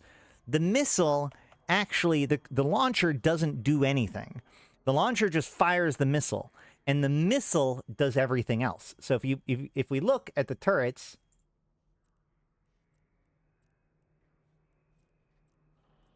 we'll see that turrets have things like tracking and accuracy fall off and optimal range. So the turret itself determines how far that turret can shoot, and the ammo modifies the turret's values, right? If we go back to the missile launcher, we'll notice that doesn't exist here. There is no range on here at all, which means all of that information is actually in the missile itself. So if we look at a missile, we can see that this missile has an explosion velocity, an explosion radius, but those aren't, we'll get to those in a second. It has a maximum velocity of 4,700 and a maximum flight time of 14 seconds. So what that means is when the launcher launches a missile, that missile propels itself to the enemy, and it does so over a period of time. So unlike turrets, where as soon as you hit F1, you do the damage, when it comes to missiles, that missile has to actually fly from your ship to the enemy ship, okay? Which also means that missiles can, for instance, like if you have smart bombs, there's actually a technique called firewalling, where you attempt to destroy the missiles while they are in flight. This is not a very common thing anymore, but it is technically possible, and it really drives home the idea that these missiles are independent entities that travel to your enemy target. And this is important because the missile continues to fly towards the opponent during the entire flight time. So if we looked at this, we can take the maximum velocity and multiply it by the maximum flight time, and we will get how far this missile system can go. So if we open up our calculator, we can go, okay, 4,700 meters per second times 14 seconds. So this is going to go,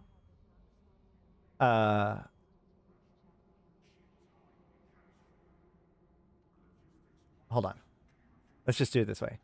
4.7 kilometers times 14.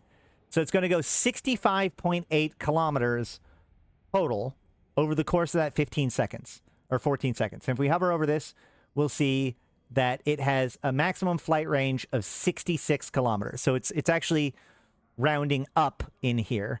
Now, this is actually not 100% true, or at least not always with every missile system. And so this is kind of the first confusing thing when it comes to missiles. Now, I assure you, but as we're getting into this kind of complexity, that the reason why people like missile systems is because of the fact that they're so easier. They're a lot easier to fly with, right? You don't have to worry about tracking. You don't have to worry about range as much. You just basically, you have your maximum range and that's it. So compared to turrets, missile systems are a lot easier to figure out what's going on. And because they're formulaic, missiles, as long as they get to their target, they will always do some amount of damage, right? So they're often pretty decent at applying damage to things that are smaller than them compared to turrets, which will just miss. And if you miss, you do 0 damage, right? As long as that missile hits, you're going to at least scratch their paint. So, but here we see that this is a round number of flight time. But the problem is that Eve functions in a 1-second tick. So things can't happen mid-tick. And there are skills that will increase the amount of flight time that a missile will have. And so you can have missiles that do not go a full round number of seconds in order to, while it's flying. And so the question is, what happens if a missile doesn't have a round number? Well, if the missile, let's say the missile has 14.5 seconds of flight time. What's fun about that is that means that half of the missiles that get shot are going to fly for 14 seconds, and half of the missiles that are shot are actually going to fly 15 seconds. So none of them are going to fly 14.5 seconds, because that's not a thing that exists. So half of your missiles are actually going to fly shorter than you think that it's going to be, and half of the missiles are going to fly a little bit longer than you think that they're going to be. In addition to that, it actually takes a little bit of time for the missiles to get up to speed. So you're not going to hit exactly as far out as you think that you're going to, because it requires a little bit of time for it to get up to speed. It doesn't go out the barrel directly at 4,700 meters per second.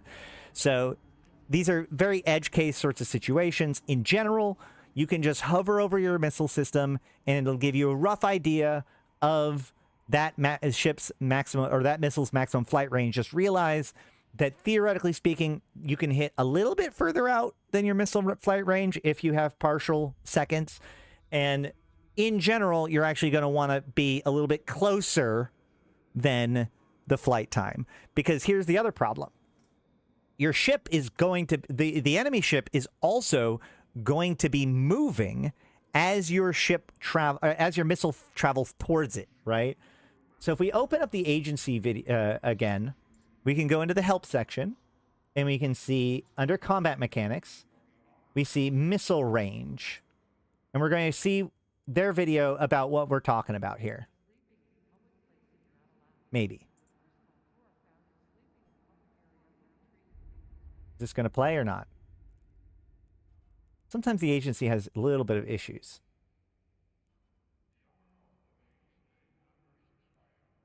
Come on. Come on, you can do it. Really?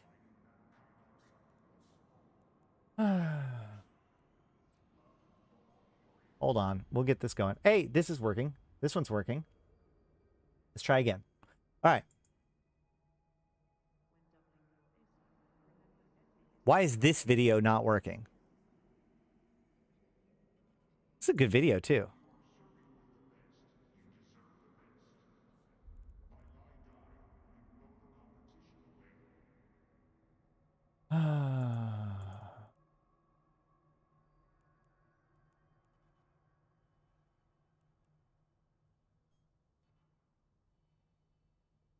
Does this one work?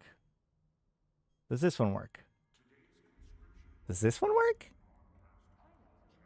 This one works. This one works.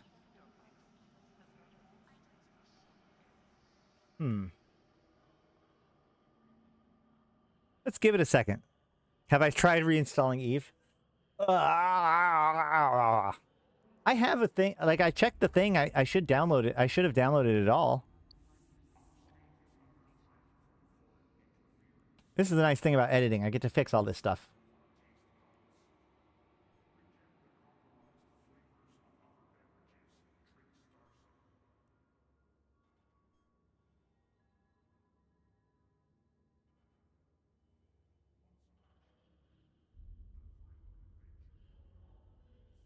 I have the whole video. It's not an issue of not having the video.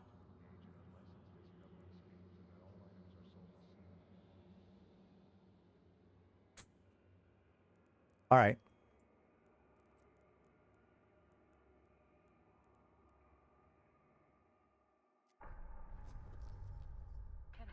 You try turning it off and on again. Missile isn't range, is travel distance. If a target is surrounding you faster than your missiles with a 5 kilometers. Yes. We're getting to that.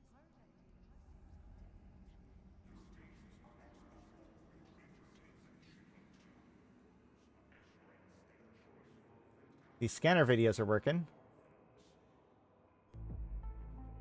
Great. Okay. So, if we go into the help section, hey, Chris. If we go into the help section, we can come down here to combat mechanics and click on missile range. A missile flight time, and is its flight time multiplied by its velocity. So you can see like it's burning through its flight time and going its velocity. So we can see that it travels, and then it gets to its maximum range, and then it dies, right? But because it has to travel towards the opponent, you can see that that ship is actually flying away from the missile. So the missile kind of comes up behind it, and if the ship is traveling faster than the missile, then oftentimes the ship can outrun the missile. So this is the biggest consideration. Where when it comes to turrets, as we mentioned, like transversal velocity, that kind of the speed across your horizon is the most important thing.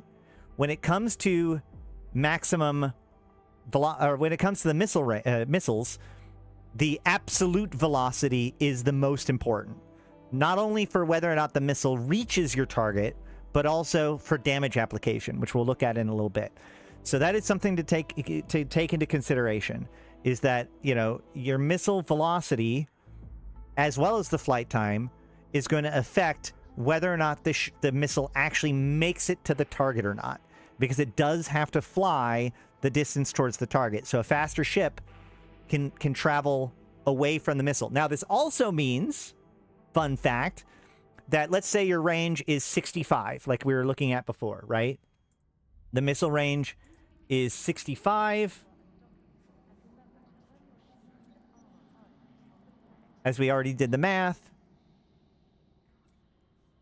Or in this case, 66. You know, I've got targets coming at me, right? But they're at like 70 kilometers.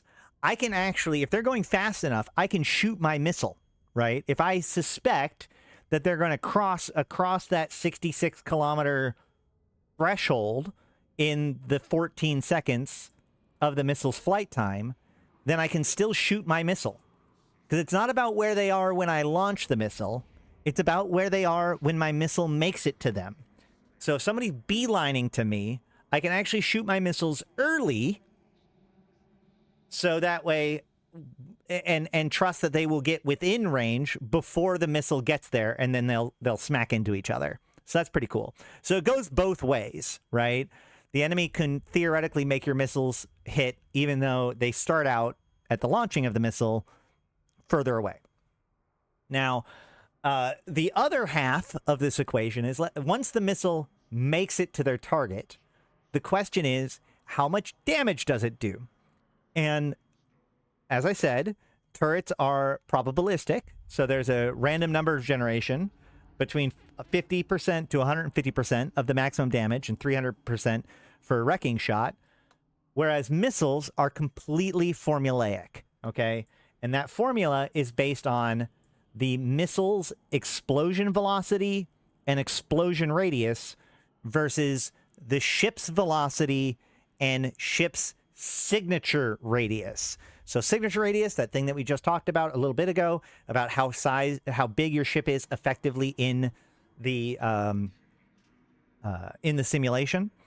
So if you think about it, if you have like the sphere, which is the ship's signature radius, and then you apply onto it the sphere of the explosion radius, and then you shift the explosion radius off from center based on how much faster the ship is from your explosion radius. So if your explosion radius is faster than the ship's, sorry, if your explosion velocity is faster than the opponent's velocity, then you don't move the circle at all.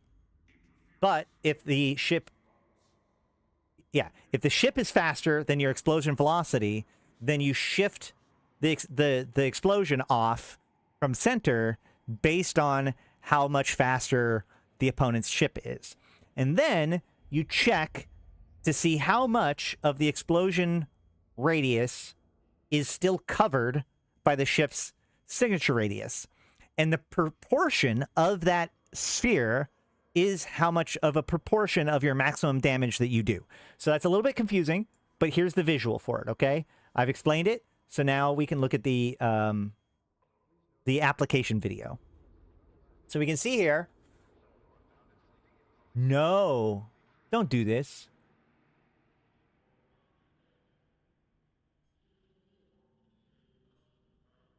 What?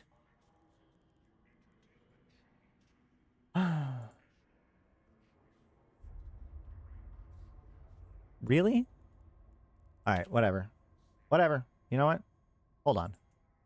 I got a quick question. What if I close all the simulator and everything?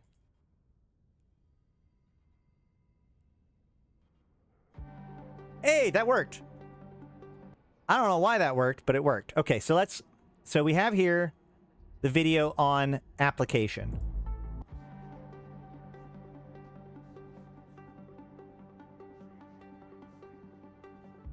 So we see here, there are two different situations here, right? So this rifter is going faster than the explosion velocity, and therefore the rifter manages to kind of escape some of the explosion, whereas this mauler is not traveling faster, or not much faster than the explosion velocity, so it doesn't really move out from the center. So we can see that, like, this rifter is already we can tell that this explosion is going to be kind of half as effective as it would have been if this rifter was not moving. However, the point is that this is how much of the explosion is covered by the signature radius, not the other way around, okay? So let's keep looking.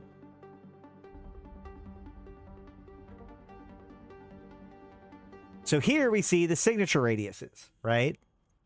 So this signature radius shows that this, like I said, this rifter's halfway out of the explosion, whereas this mauler is almost completely inside of the explosion.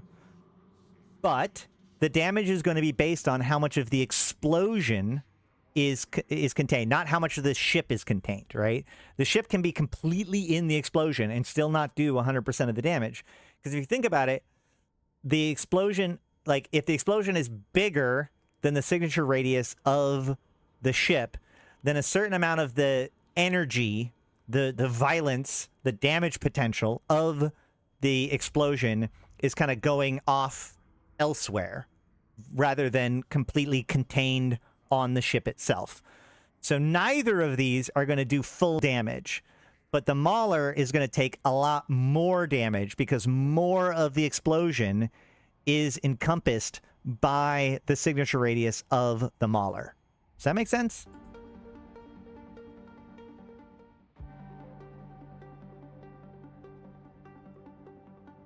So that's how missiles work when it comes to damage. You basically offset the signature radius based on the how much faster the ship is going, and you check to see how much of the missile's explosion radius is encompassed by the signature radius to see how much of a percentage of the damage that you're doing. Which means if your explosion velocity is faster than the opponent's velocity and your explosion radius is smaller than your opponent's signature radius, then you will do 100% of the damage of that missile, okay? Anything short of that, you will do a percentage of your missile's damage based on how much of the explosion is still contained by, or is still covered by the opponent's ship's signature radius. Okay? To go back to here, we can see, is there an indicator here for that? I don't think so. Okay, so that is how missiles work. Now, that means that there are multiple ways of making your missiles work better, right?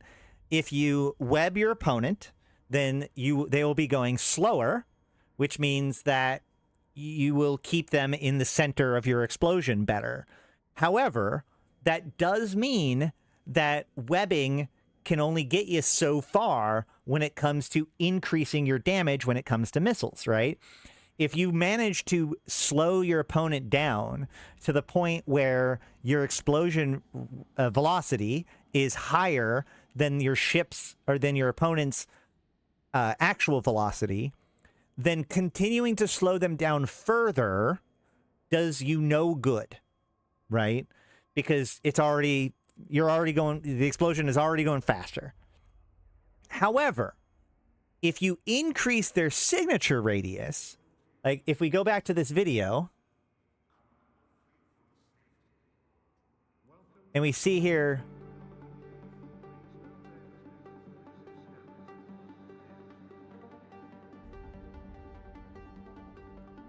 even if this Mauler was going as fast as the Rifter, right? If it was going as fast as the Rifter, so just imagine that this Mauler is halfway out of the explosion.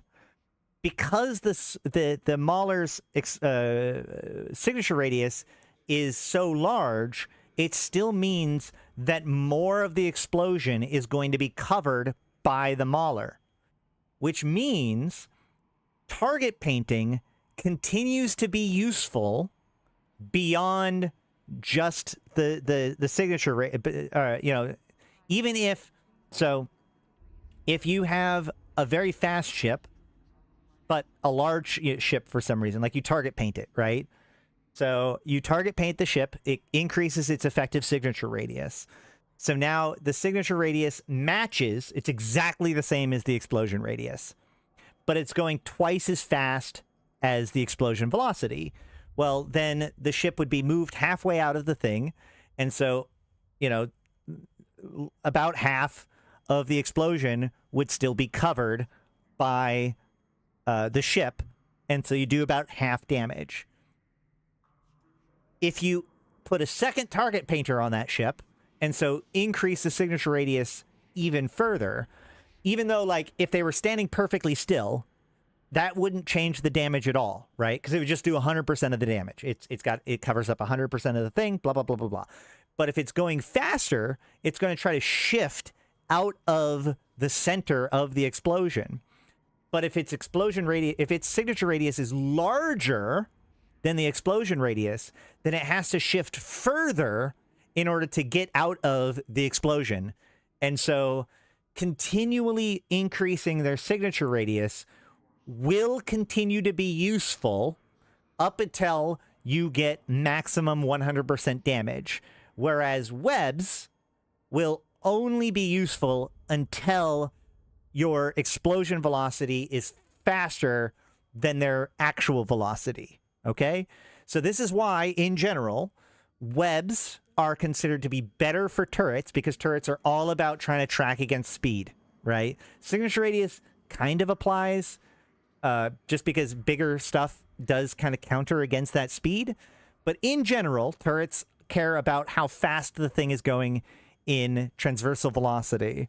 And so webs are going to be much more useful for turrets, whereas target painters are so much more useful for missiles. Because with missiles, you're not worried about whether or not you hit. You're definitely going to hit, at least if it makes it to its range. It's about how much damage you're doing. So the bigger you can balloon their signature radius, the more of a percentage of your missiles you're going to do to that target.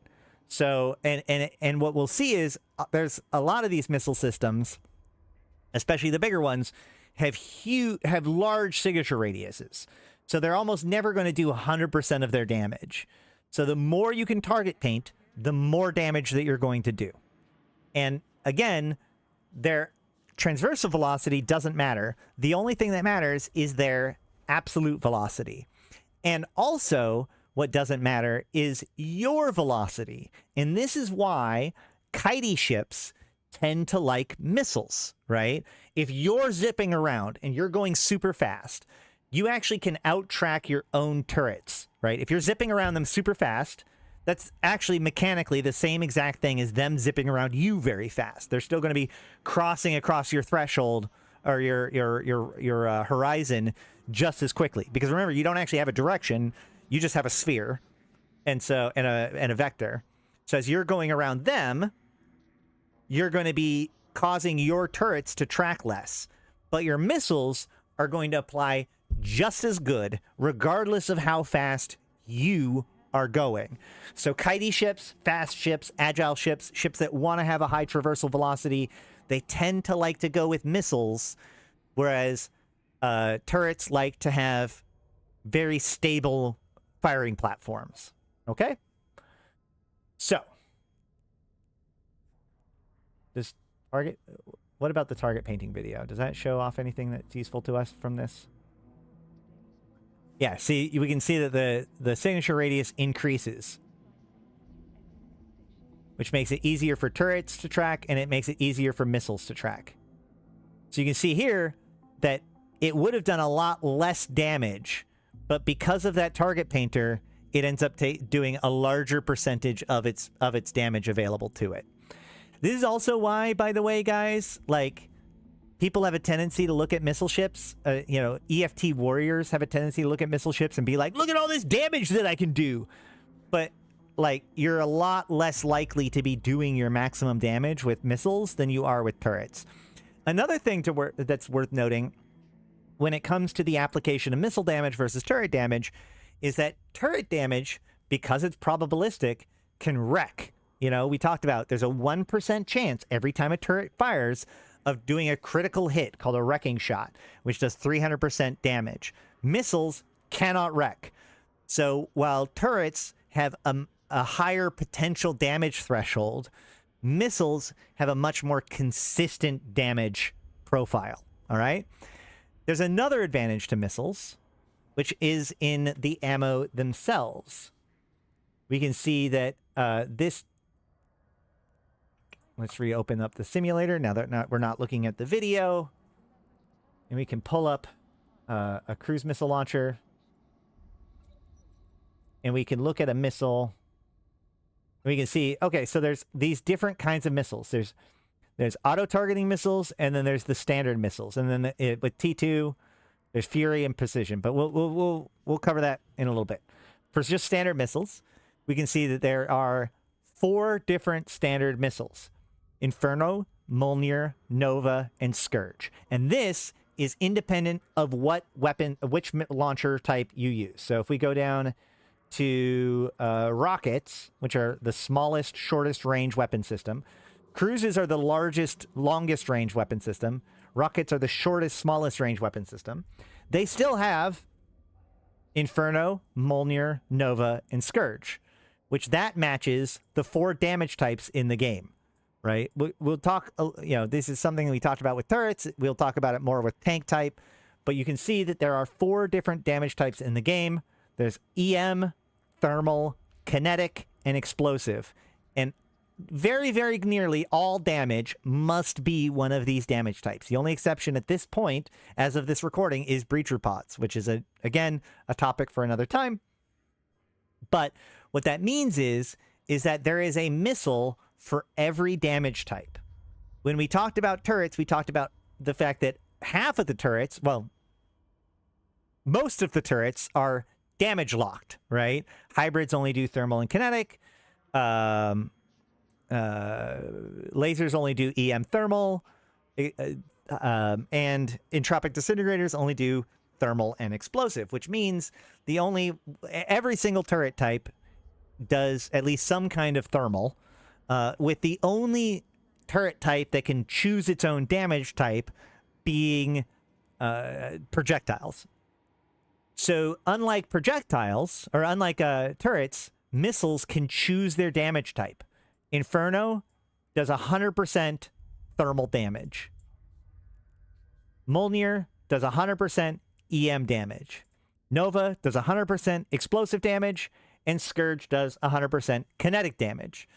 For ease of understanding, as a quick reference, if the names are too confusing for you, which, by the way, so Inferno, Thermal, Inferno, Fire, Mjolnir.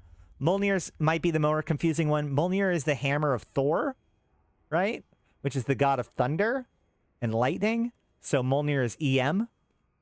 Nova, a nova is an explosion, and so it's explosive. And Scourge is kind of the odd one out. It's kinetic damage, right? But we can see here in this missile, it's a lot easier to tell. We can see that this is a Mjolnir, and if you can look closely here, it's actually got a blue little band here. Just like this rocket, this Mjolnir rocket has a blue tip on this weapon. So each Scourge does mean to strike. That's a good point. So it's like hitting it, right? So you can look at the missile's color in order to tell what kind of damage it does. So, you know, thermal is red. Let's look at these because it's easier. Hold on. Inferno has a red band. Mjolnir has a blue band. Nova has a yellow band, and Scourge has a green band. So that's another quick way to tell. And as we demonstrated last time, if you are undocked and right-click on your weapon system, it will tell you with each of your ammo types what damage they do. So that's the other way to tell. So missiles have can be choose your own damage type. Now there is a caveat to that, which we will talk about when we talk about who uses missile systems. But in general, one of the biggest values of the missiles, not only does it do consistent, so missiles are about consistent damage. They're really good at applying to things below them, like smaller things, whereas a turret would miss. And they're really good at selecting their own damage type. Okay? So you can this is why a lot of missile systems, like a lot of people, if you get into missions or other PvE, missiles end up being so popular because you don't have to worry about transversal. You can still, you don't have to worry about having something that you can't do any damage to at all. And you can swap your damage type to be whatever the damage type you need to do for the rats that you're fighting. So, you know, missiles end up being this a really good missile weapon system, especially for players that don't want to consider a lot of the stuff that projectiles need for consideration. However, that flight time does mean that there's a delay between like when you fire and when the missiles hit.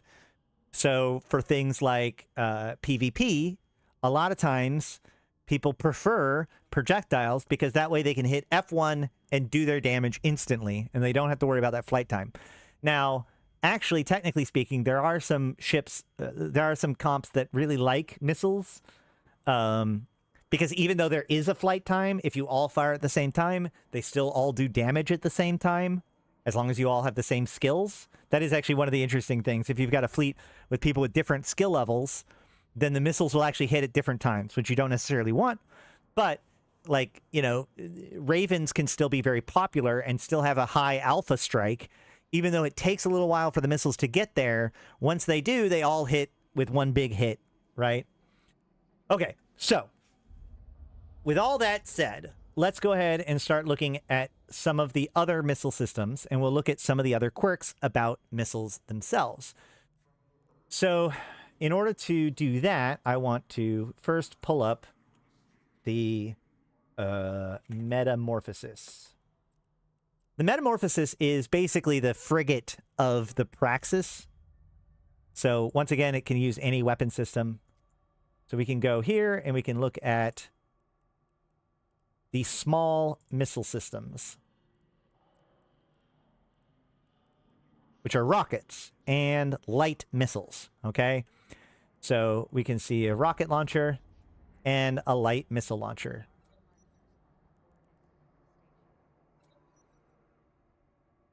Never mind, the Metamorphosis only has one free slot, or missile slot, so we're going to go with the Synesis instead.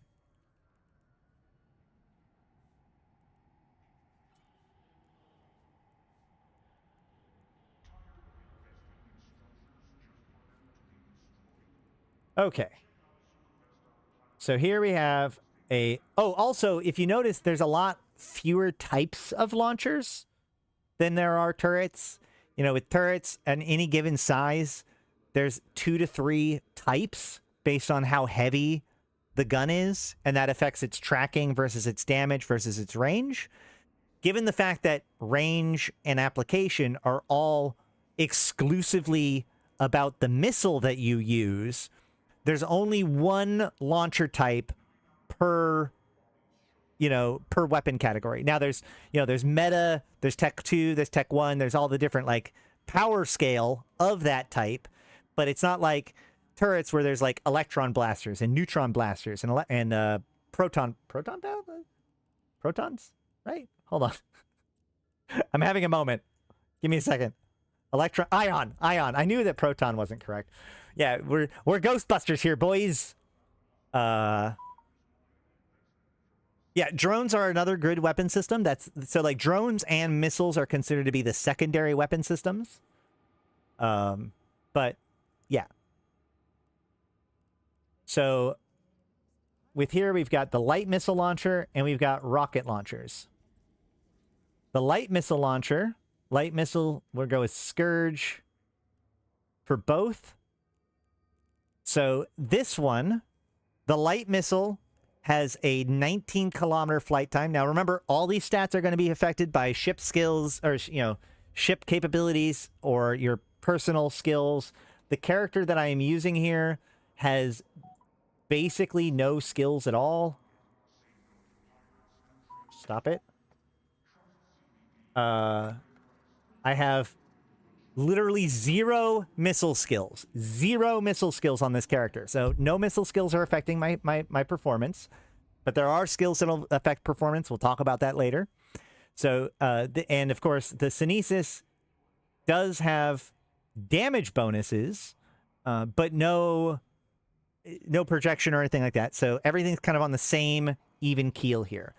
So we can see that here, the light missile launcher goes 19 kilometers and does 104 damage per 8.1 seconds.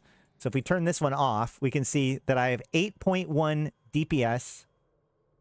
That's kind of a nice. So every 8.1 seconds, I do 104 damage, which equals to 8.1 DPS. Now, obviously, that 8.1, it gets affected by the tick as well, but like in average, they sort that out pretty well. Okay? And it goes out to 19 kilometers. Whereas with the rocket, it's got a flight distance of 4.5 meters, or kilometers, 4.5 kilometers, so significantly shorter range. But, and it only does 41 damage per attack. But that means it does, wait, hold on. Yeah, it does, yeah, it does, so the light missile does 104 damage every, I messed up. I'm sorry. It doesn't have the attack speed here. So every 12 seconds. The light missile launcher, let's one more time. The light missile launcher does 104 damage every 12 seconds for a total of 8.1 DPS. There we go. That makes more sense. And it has a maximum flight time of 19 kilometers. Whereas the rockets does 41 damage every 4 seconds for a total of 10 DPS. But it only has a maximum flight range of 4.5 kilometers. So the rockets do less damage and fly a shorter distance, but they fire significantly faster. So they do a lot more damage per second, right? They have about a 30%, 20 to 30% higher DPS but about a third, almost a fourth of the maximum flight range. So very short range, very high damage. If we want to compare that to a small, we're going to go with the small blaster, the highest damage dealing turret in the game. The neutron blaster. If we put antimatter in here, which is the short range ammo, we will see that it has a optimal range of 750 with a fall off of 3,200, but it does 18 DPS. So it's got an even shorter range. And also, in this, much the same way, it has an incredibly fast cycle time, right? A 3-second rate of fire. So, and I think that is actually being affected by, yeah, I do have skills in that. So that is being affected. So let's go ahead and also, just to give this a more fair option, let's go ahead and look at pulse lasers, maybe? I think pulse lasers will probably be a good one. Gatling pulse laser. Yeah, perfect. So Gatling pulse laser with standard ammo has an optimal of 5K and a fall off of 6K. So it's about the same range as the rockets, a little bit further, but it also does lower damage per second. It has 8.9 instead of 10.3. In fact, it's closer to the light missile launcher. But remember, also, this can crit. So this could theoretically do more damage than it's suggesting it is. And I could get different ammo. Like I could go multi-frequency. And now I've got a little bit less range, but a little bit more damage. Okay, so damage-wise, they're kind of comparable. Although, obviously, how that damage applies is going to be where a lot of this goes. But, so the rocket launcher is going to be this short-range, fast cycle time. It's basically the blaster of the missiles, okay? Whereas light missiles are going to be a much further range, 19 kilometers. 19 kilometers is really, really good. And this is the other thing that's true about missile systems, is that in general, the long-range missile systems are some of the best long-range weapon systems in the game. You know, we talked about before how far hybrids shoot, or rails shoot. Let's look at the comparison there, right? Rails, the longest range weapon system in the game. So we're going to grab 150 millimeter railgun 2. We're going to give it lead. We can see it's got, but so this is like iron. So yeah, iron goes out to 23. So theoretically speaking, this railgun goes further than light missiles. But look, it's only going to do 6.4 DPS at that range. If we've got a much more comparable, like, so this is 14 optimal, 20 fall off, and it is 10.2 DPS. So this is going to be doing a little bit higher damage at the same range as the light missiles. But again, remember, this railgun can miss. Railguns in particular have really bad tracking. So if you're trying to project that far distance, if you're trying to get to that 19, 20 kilometer range, that light missile is going to consistently hit out that range pretty good. Whereas, you know, that's comparable to the furthest weapon system as far as turrets go. And we're going to see that pattern kind of play out as we go. And of course, this is all just basic ammo, right? If I put in advanced ammo, the Tech 2 ammo, for now, this is kind of going to be interesting. Each ship or each missile system has their own Tech 2 ammo. So Fury for rockets, or sorry, light missile.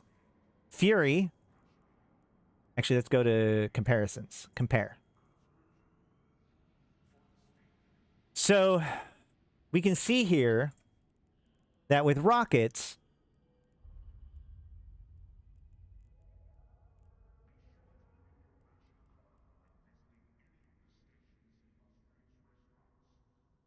wow, I didn't even realize this. So with rockets, Tech 2 have a shorter flight time than everything else. and no difference in its speed. So if I just take, if I take just a standard Scourge light missile, put it in, it goes 19. If I put in Fury, it goes 14. And if I go with Precision, it's going to go 9. So the standard Tech 1 is going to be the furthest flying one.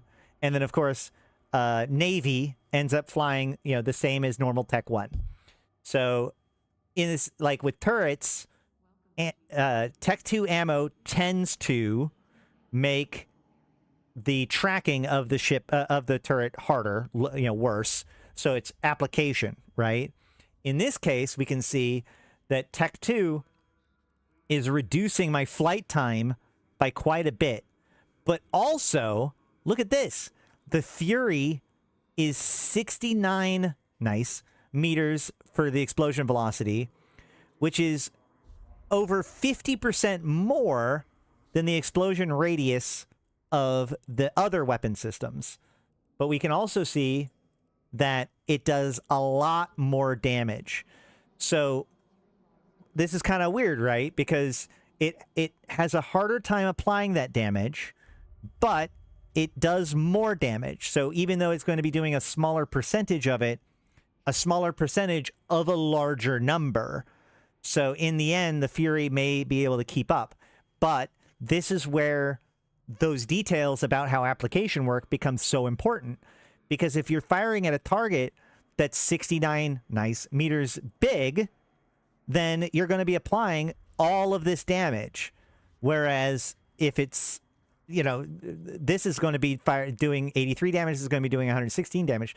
So if you have target painters on an enemy ship, and so you're making the signature radius bigger, you're going to get more of that higher potential damage. Whereas those other missiles, the non-Tech 2 missiles, they apply a little bit better and they shoot a little bit better. Well, they apply a lot better, but they shoot quite a bit further. But they cap out in their damage lower than the Fury. And then Precision has a much smaller explosion radius. Look at that, 25 meters. Way smaller than even the light missile, the standard light missiles. So what this means is that even if something has a small signature radius, you're still going to be able to apply a lot more of your damage. It does the same amount of damage as the light missile. So if the target is 40 meters or bigger, then firing a precision missile at them and firing a standard missile at them, they're going to do the exact same amount of damage. But if the thing is smaller than 40, then you're going to get more damage out of the precision missiles than out of the the standard missiles. Now, these are the long-range weapon systems. So in much the same way with the Tech 2, we had the high damage, low application ammo, and we had the high application, low range, long-range ammo, right? So this is kind of comparable to that. This long-range weapon system has a thing that cuts its range, but it makes it so that it applies significantly better. Let's look at rockets.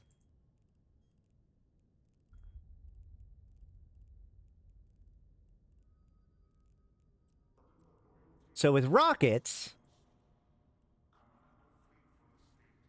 we can see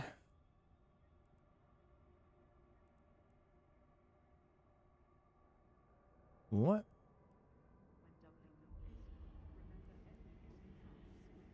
Oh, hold on. With rockets, we can see, so the Tech 1 has a, let's see, so once again, you have maximum velocity. With the light missiles, it was flight time, right? So we have velocity, which affects distance, as well as the application. So we can see here that our Tech 2 is Rage and Javelin, with our standard Tech 1 and faction.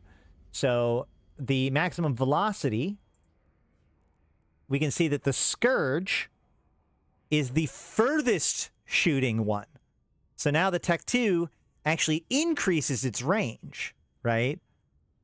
And, the Tech 2 Javelin, my bad, Javelin. Javelin shoots the furthest and has the same explosion radius, so same application, same explosion radius and explosion velocity as the Tech 1. So, but lower damage, right? So with the Tech 2, you've got one that actually does less damage but shoots further, and you have this one that does a lot more damage but goes less far and has a significantly larger, over 50% larger explosion radius and a slower explosion velocity, which, remember, you want a high explosion velocity, low explosion radius. So the Scourge Rage, the Rage rockets are going to be much worse with application, but again, have a higher end for their damage. Whereas with the rest of the missile systems, they just have they have the same application as the Javelin. So you can shoot further and do less damage. You can do the normal amount, or you can have worse application but higher maximum potential. And this doesn't miss, so like if you're target painting them or webbing them, that's just going to help you get more of your potential. Which, remember, like these damage, these speeds, 150 meters per second is not that fast. It's not hard to get something that's going faster than this. However, if you're firing at like a cruiser, then there is a pretty good chance that you might be able to do like that. You can get them to be going slower than your rockets. But also, like, let's look at this Synesis. This is a destroyer, and it has a signature radius of 65. So this is much bigger than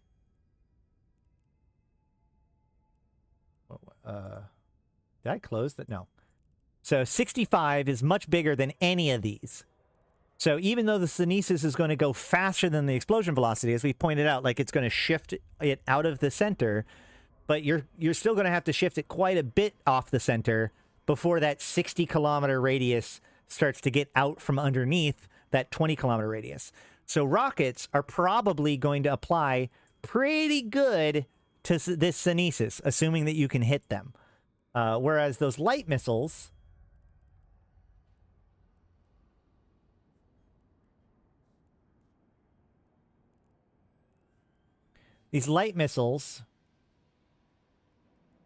have a much bigger explosion radius, up to 69 meters.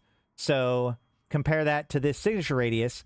So already that rocket, the Fury rocket, requires a target painter to be able to do maximum damage to a Synesis, even if it's staying totally still. Okay? So again, because rockets, especially Fury, are not designed to do their maximum damage all the time. They're designed to do a portion of their damage. Well, what that means is that the larger you can bloom their signature and the slower you can make them, the more of your potential damage that you're actually going to be able to do. Okay?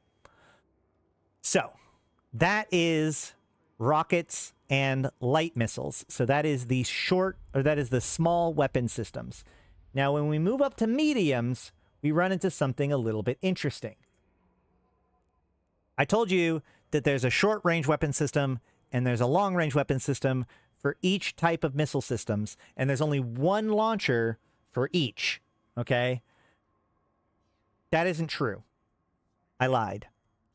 That is true for small weapons, but every other size category of missiles will have a third type of launcher.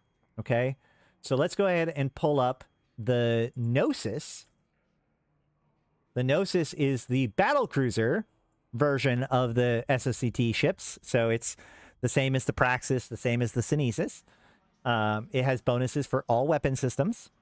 It's exact like same methodology. In fact, the Gnosis was the first one of them all, by the way. And we can go to missile launchers, and we can go to heavy launchers and heavy assault launchers. I know it's a little confusing, but just bear with me. Heavy missile launchers are going to be the long-range weapon system, and heavy assault missile launchers are going to be the short-range missile launchers. But then we actually run into a third type of medium weapon system, which is the rapid light missile launcher. And this is where things start to get really interesting.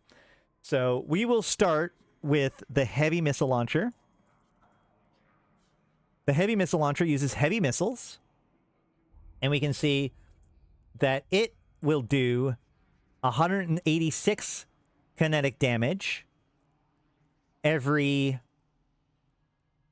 12 seconds for a total of 15.5 DPS with a maximum flight time of 28 kilometers. So it is shooting further, right, than either of the mediums. And then the heavy assaults are going to do 125 damage every 6 seconds, so faster, which makes it do 19.5 DPS, so more. But it has a maximum flight time range of 9 kilometers. Again, so short range. It's not as short as rockets are, you know, because bigger weapon systems go further. But that is pretty significantly short range, right? And then if we look at the actual missiles themselves, it kind of paints the same. We can start to see sort of the same picture play out, where here's the heavy assault missiles.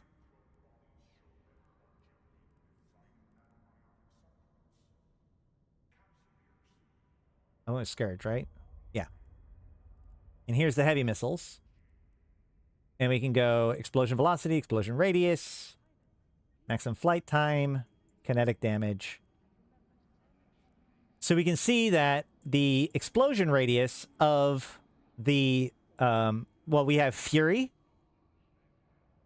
for the heavy missiles and Rage for the heavy assault missiles. That's the same nomenclature, right?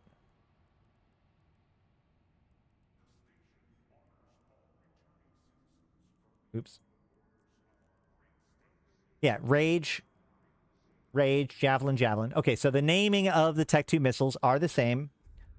That's nice. So the short range has Rage and Javelin. The long range has Fury and Precision. So the Precision is going to give you a better explosion velocity or explosion radius. And the Fury is going to give you like the best damage. So a lot of the same patterns are showing up here. So we're not going to go over all of the details like we did before. But you can kind of see how it plays out. The thing here is, though, that there is a third medium weapon system, which is the Rapid Light Missile Launcher.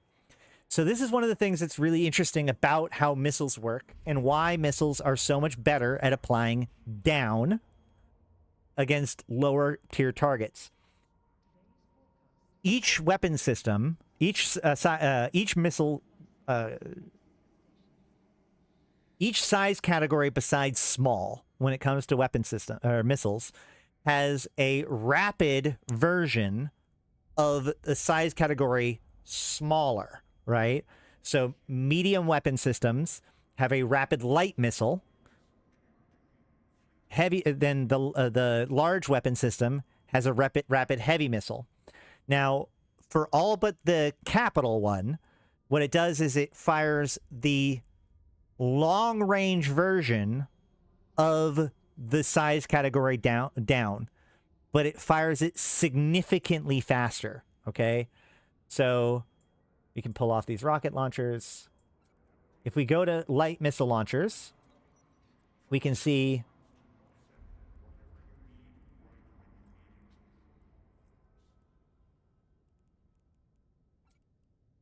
So we have a light missile launcher and we have a rapid light missile launcher, right? They both fire the same missile. They fire light missiles, which means you have the same flight time, you have the same explosion velocity, the same damage, but the difference here is the reload time, the rate of fire, and the capacity, okay? So you can see here that the light missile launcher has over twice the capacity, so has twice as many missiles in a single clip, and has a reload time of 10 seconds versus the rapid light missile launcher of 35 seconds. But the difference is that the rapid light missile launcher fires twice as fast as the light missile launcher. So you're shooting the same missile, but you're doing it twice as fast, which means you're doing twice as much damage. And the key here is that, remember, the missile itself determines how well it applies. So you're basically firing a frigate weapon, but you're doing cruiser level DPS with frigate tier application. That's what's critical here, okay? So if you're wanting to kill a frigate, this thing is going to pump out damage, and it's actually going to apply because it's firing frigate-sized weapon system, or, you know, missiles at that target. So it's going to have frigate quality application, which is good, right? Now, the key here is, though, that rapid light missile launcher is going to, shitty reload time. The whole point of this is that rapids are about burst damage. This is why rapid lights or rapid missiles are really, really good in PvP and not very great in PvE, right? People will try it in PvE. They'll throw them into PvE. They'll see the numbers. It feels good. And then they have to sit there for that 35-second reload time. And they're like, oh, right? So we can see here. If we pull out the ammo, nope. We pull out the ammo. We put it in this rapid light. Oh, no, that's... Never mind. We grab a light missile. We put it into both of these. We can see that this light missile launcher, which is, again, the frigate-sized weapon system... actually, hold on. That's not exactly fair. This isn't exactly fair because one is bonus and the other isn't. But still. So this light missile system is doing 6.5. But we remember from before, it was like 8.1, if we remember correctly, on the Synesis. So we'll just stick with that. 8.1 DPS, okay? And we can fire... We have a maximum number of... Ah, shit. I don't know. I can't tell how many are loaded into the missile launcher from here. Doesn't matter. But it has the 19-kilometer flight time. Same flight time, but... Hold on. Oh, no, this doesn't... Okay, so this is going to be comparable because this also doesn't have rapid light bonuses. But so this thing is going to do 13.3 DPS versus this thing 6.5 DPS. So that's obviously better, but if the fight lasts longer than your clip, which is about 30 seconds worth of firing, then you're going to go into reload, and it's going to, lower your overall DPS. So if we look here, I think if we do this 6.5 DPS with that weapon system, 13 point... Oh, no, they don't do it right. Because this doesn't factor in reload time, apparently. Now, so... This is why you see things like rapid light caracals, right?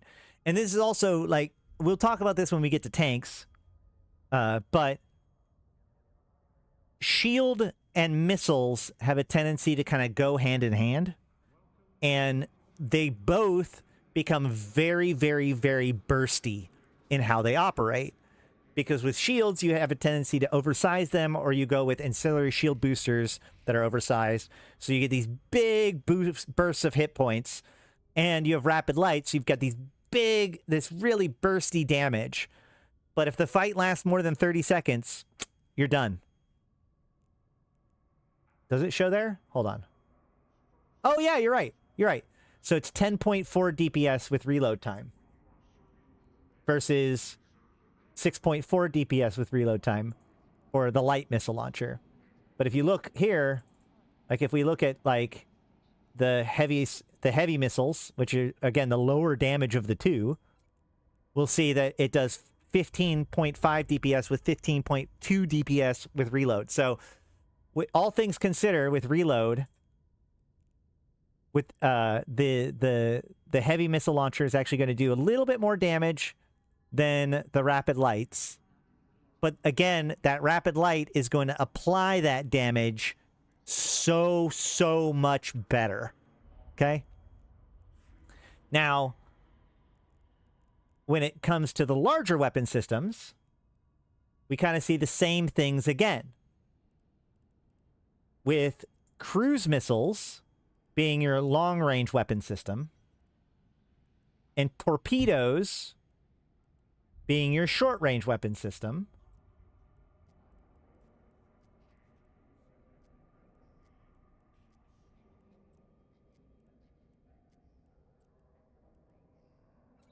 and rapid heavy missile launchers being your punch-down weapon system. Okay? So we have... Close all these.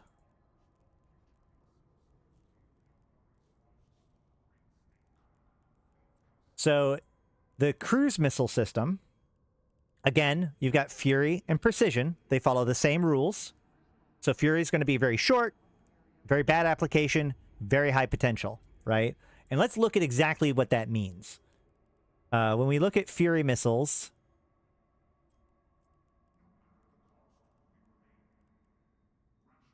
when we're looking at explosion radius, look at that explosion radius. 567 meters. Like, this battleship has a signature radius of 465 meters. So this this Fury cruise missile is not even going to be doing all of its damage to a battleship. You already need a target painter, at least one target painter, on a battleship for your cruise missiles to be doing the maximum amount of their damage. This is why more than anything, like, missile systems will almost always use target painters, because target painters are just more damage, and pretty significantly too. So that's something to keep in mind. But the cruise missile flight time, if we go with just a normal weapon or normal shot, this thing's going to go 66 kilometers. And that may not seem like a lot, but remember, this is completely unbonused. So a good example is like, I can't really show it off right now because I don't have skills on this character. But like, Ravens are silly. You know, you can actually get missiles to shoot out to the same extreme ranges as railguns. So missiles are just as snipey as some of the snipiest long-range turrets. The difference, though, is that, remember, this missile launcher is going to take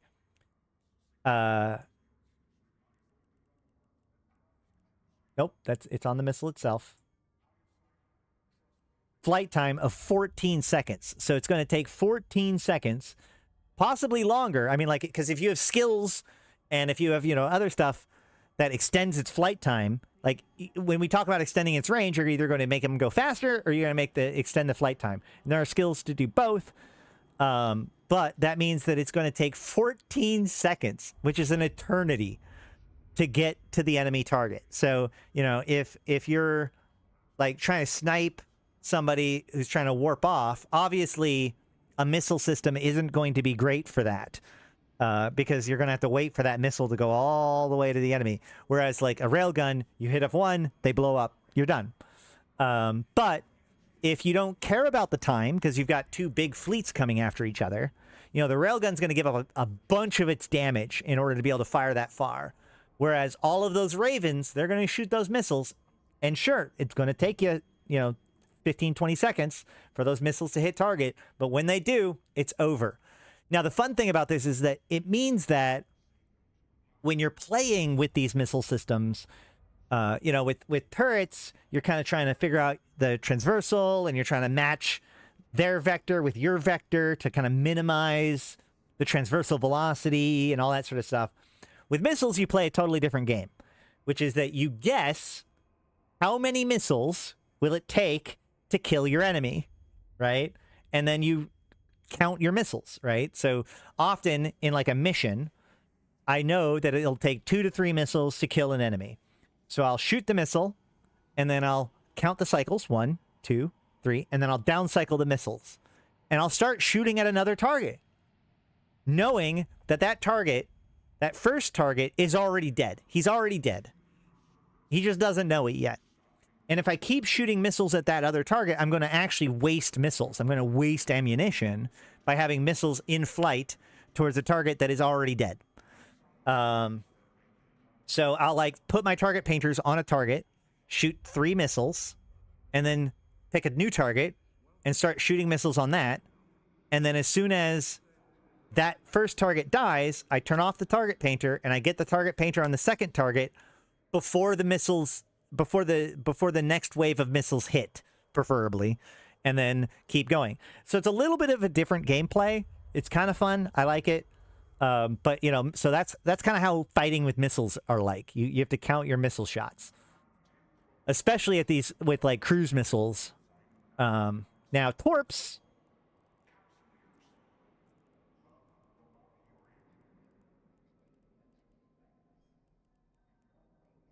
Torps are a little different. We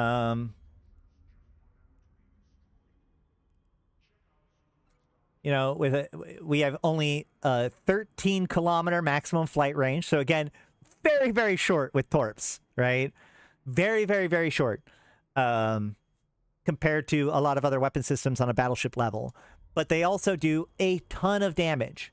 But here's the thing.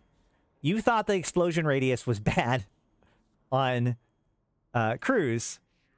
697. How much was it for the cruise?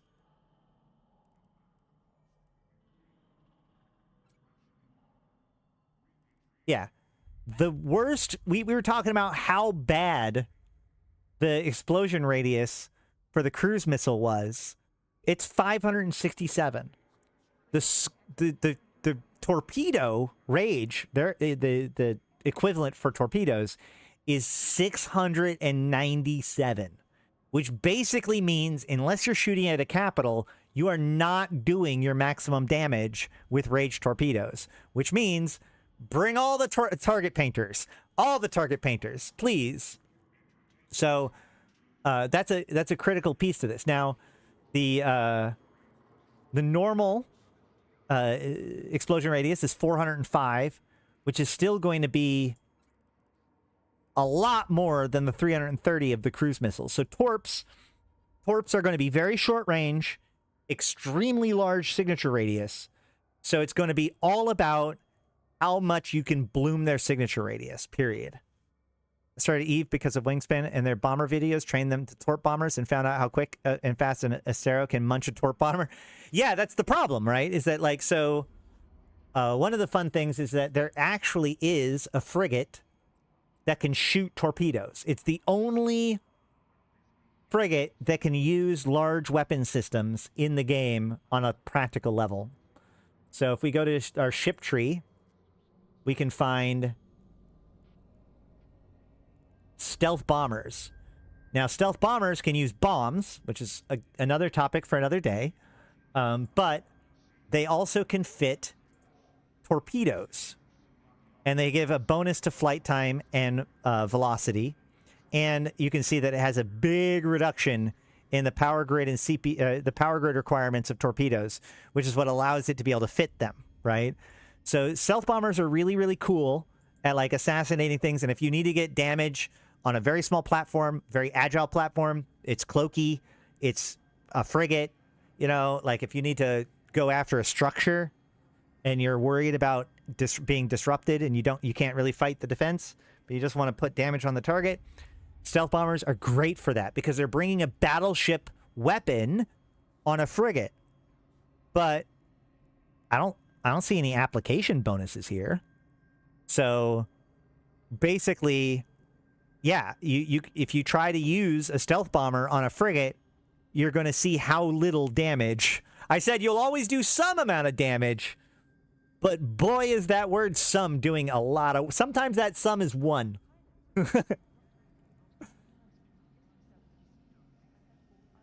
So yeah. That is kind of the way these things work. And then, of course, there's the rapid heavies, which follow the same sort of rules as rapid lights in the fact that they do about twice as much damage, a little bit more, but have this really long reload time. So even though it does 35 DPS, it only does 28 DPS after reloads. So if you're doing PvE, or if you're in any sort of environment where within a single encounter you have to reload, it's almost always better to be using the normal weapon system for its size category, right? Either heavy missiles or heavy assault missiles, depending on your range profile. But if you're trying to fight something that's smaller than you, or you're expecting the fight to last less than 30 seconds, by all means, rapids are great. Now, the other useful value here is something like this Praxis, or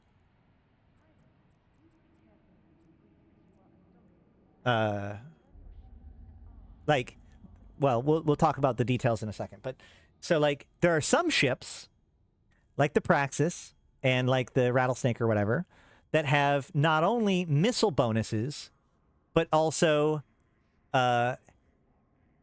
drones, right? Drones are the other secondary weapon system, and we'll have a whole episode on drones. But the key here is that ships that have good drone systems tend to be good for having rapids, right? Because your rapid ends up being your bursty damage and good for punching down.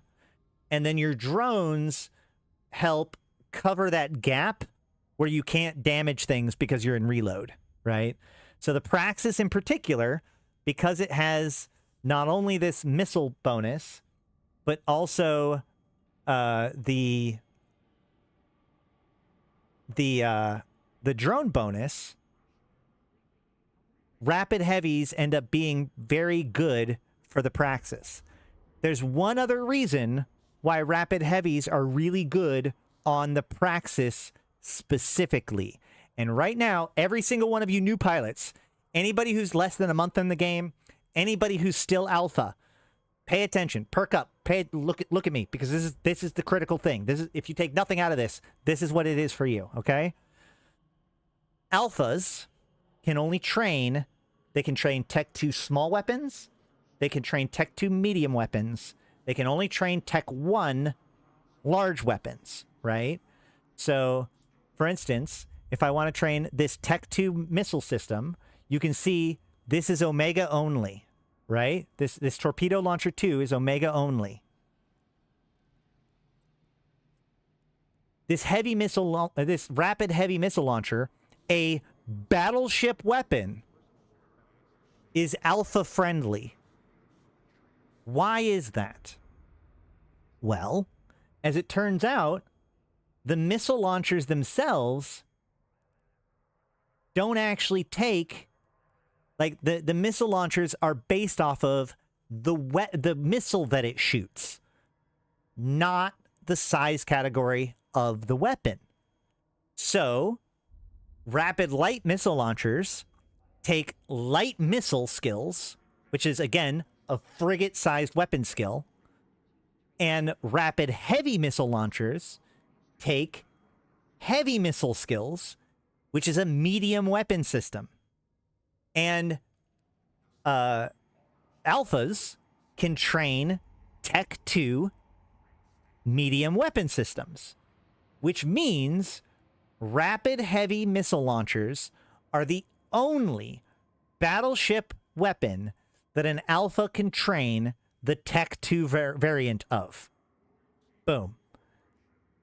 On top of that, remember, the Praxis has 0 skill requirements. The only skill requirement for the Praxis is Spaceship Command 1, which means if you're an alpha, if you're brand new to the game, you can get, in fact, you can get roll a brand new alpha right this second using my buddy code down below. Get that free million skill points, and you can make a Praxis that is incredibly strong and is basically as strong as any experienced player. Like, it's a full-fledged battleship weapon system. You don't have to train any battleship skills, which means you don't need to train any of the prerequisite skills. Check this out. So if I wanted to train a Raven right now, because I don't have any skills on this character, right? If I wanted to fly this Raven, it would take me 4 days and 13 hours worth of training to be able to, of Omega training, so twice that, as an alpha, in order to fly this Raven. So if I got 1 million free SP, I would have to spend 200, almost, I'd have to spend 159,000 of that million skill points just to fly the battleship. Whereas if I had a Praxis,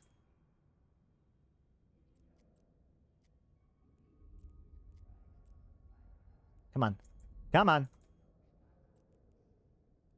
If I have a Praxis, I don't have to train any skill points at all. I'm already in the battleship. So that means I can use all of my precious million skill points on other things. Like, for instance, that rapid heavy missile launcher. So now I can have a Praxis. I can have a rapid heavy Praxis for less than 1 million skill points. Tech fucking 2. Now, granted, you probably don't want to spend all 800,000 of your million skill points on being able to use Tech 2 missile rapid heavy. So you may just go with an Arbalist, and then you've only spent 24,000 skill points. Think about all those skill points for tank, for your mods, for your E-War, everything. And this Praxis has so many slots. If you need to sacrifice a few low slots for fitting because you're an alpha and you don't have good fitting skills, guess what? Praxis has fitting space for days. You can put, most of your low slots as being fitting mods if you needed to. So the Praxis is the best alpha ship in the game, in my opinion. So that's a big piece to all of this. And so the same thing is true when it comes to light missile systems, right? So, if you want to get into, if you've trained frigate weapons, you've trained all your stuff, you've gotten yourself your hook bill, and you want to move up to the Caracal. Well, congratulations. If you're trained in the hook bill, you're also trained in the Caracal's weapon system if you're working with rapid lights. That is another big advantage of missiles. Now, I think that's most of the big stuff when it comes to... Wait, what? Rapid launchers are such a skewed module. Battleship-sized medium guns when? Well, that's the whole point, is that, like, this is the niche that missiles have over turrets. There's a lot of advantages that turrets have, but one of the quirks of missiles is that you can use the smaller size category missile system in the larger thing. And again, like, yeah, you're going to have to deal with the reload time of the rapid heavy missile launcher, but you still have your drones as half of your damage for your Praxis. So, yeah, no, I mean, like, I've done structure defenses with alpha-friendly Praxises before. Back when we did invasions, we had entire jobs. Like, we had alpha Praxises that we called day one Praxis. You want to come and do invasions with us? Here, roll a new character. Don't even, like, if your character's in Nullsec, I don't care. Just roll a new character, use this skill plan, grab this Praxis, and you can come into our fleet. And your job is to, like, shoot at the turrets that drop, like the structures that they drop in the World Arc fights. Yeah, Feroxes are good. I mean, don't get me wrong. There's reasons to use other things, but I'm just saying, like, you absolutely can. And the Praxis is a very, very strong ship in a lot of different ways. So just a little bit of a special point nestled in this missile guide. But before we wrap things up, if there's anything I've missed so far, pitch it out now.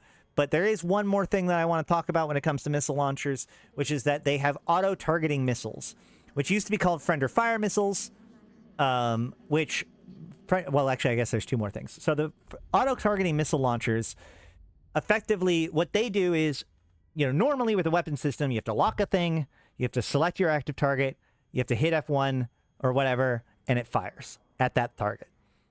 With auto-targeting missile launchers, what you do is you activate the module, and it shoots that missile at the closest valid target to your ship. So, these missiles are not great most of the time. So we can go Scourge Cruise, and then auto target. Oh yeah, never mind. I've still got quite a bit to talk about. I just realized. So we've got Scourge. Shoot. We need Inferno. Inferno Cruise and Inferno auto-targeting cruise. The biggest difference here is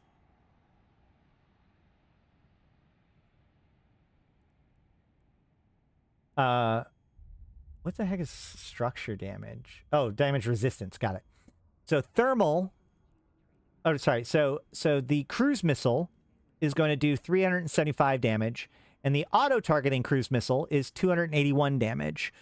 So precision. We already talked about precision. It allows you to kind of hit smaller signature radiuses. So the auto-targeting is going to do less damage, but this doesn't matter. The cool thing about auto-targeting is that you don't actually have to lock your target in order to use them, which means that they're useful for when you're lazy. Like if you're just going into, one of the most common uses for auto-targeting missiles I've seen is people that are running dens or other DED sites in HiSec. They will use auto-targeting missiles because then they don't have to bother locking any of the rats. They just kind of slow boat their way through the room with auto-targeting missiles going out wherever and just killing everything as they come. They also get used anywhere where you're worried about being jammed. Even if you're jammed, you can still use auto-targeting missiles, and they'll go after stuff. Now, granted, you don't get to choose who they go after, but it's better than not shooting at all. And in fact, the newest freighter that was added to the game, the Avalanche, even has a bonus for auto-targeting missile damage, right? 20% bonus to auto-targeting missiles per Upwell freighter level. So it's 100% additional damage to auto-targeting missiles plus a missile damage bonus. So that's going to make auto-targeting missiles do as much damage, if not more, than normal missiles on this on this platform. The biggest problem is that so I said that you don't get to choose, and it goes after the closest target, from my understanding. So that means if your opponent knows what they're doing, they can kind of duck in and out of range to kind of spread out your damage to make it so that you're not really that effective. So you're sort of at their mercy, but it's significantly better than any of the other options. What have I missed? What is the most important thing about missiles that I missed? You can use auto-targeting missiles on golems and focus on tractoring wrecks. Yep.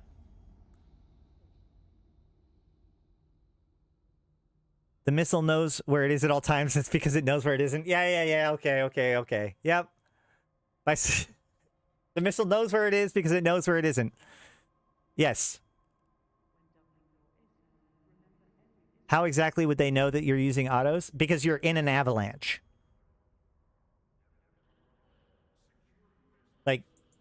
The point is that they added this whole... So the problem here is that the avalanche, being a freighter, takes a long time to lock your target, right? So if you start shooting right away, that means you're using auto-targeting missiles because you haven't actually targeted anything. Also, if they're hitting you, if you're hitting them and you haven't targeted them yet, that means that you're using auto-targeting missiles, right? So it isn't too hard to figure out that you're using auto-targeting missiles if they care. So auto-targeting missiles are still very, very, very niche when it comes to PvP, but they are definitely something that people lean back on in PvE, especially if they're willing to sacrifice the additional damage for the convenience of not having to worry about locking targets and doing things. Kind of like using drones that like automatically attack based on defending your ship. Lore-wise, would these auto-targeting missiles launched from an avalanche be heat-seeking missiles? I mean, I don't think so. They still base on valid targets, because like if there can be ships that are not valid targets within range that the auto-targeting missiles don't hit. Now, actually, lore-wise, it's actually true. So in the lore, short-range missile systems are also known as unguided missile systems. The reason why long-range missile systems can shoot long range is because they're guided missile systems, right? Whereas shorter range missiles are unguided missiles, so like rockets and stuff. So like we'll see here, if we go to the cruise missiles have auto targeting, but if we go to torps,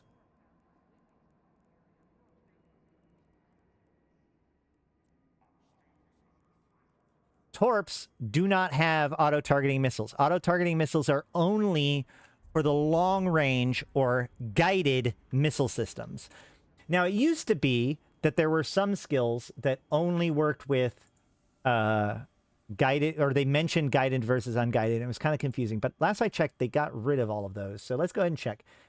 So when it comes to missiles, we have auto-targeting missile skills, which help with auto-targeting missiles. Then we've got the different types of missile systems, so light, blah, blah, blah. For as far as support skills, we have missile bombardment, which increases flight time by up to 50%. So that's, remember how I told you that there are skills that make it so that you can have more than a second worth of flight, or like an in-between seconds of flight time? This is it. Missile launcher operation increases your rate of fire. That's just speed, or haste. That's just damage. Missile projection, 50% bonus to... yeah, see? This says guided. So this specifically says... This is the confusing one, okay? Because I think that they changed this in the past, and that's why this is the way it is. But it says, skill at boosting missile bay, trigger circuits, and enhancing guided missile ignition systems. So this used to only affect long-range missiles, I believe. But now it affects all missiles. So missile velocity. So this makes it go further. Rapid launch. Again, it's just faster rate of fire. So more damage.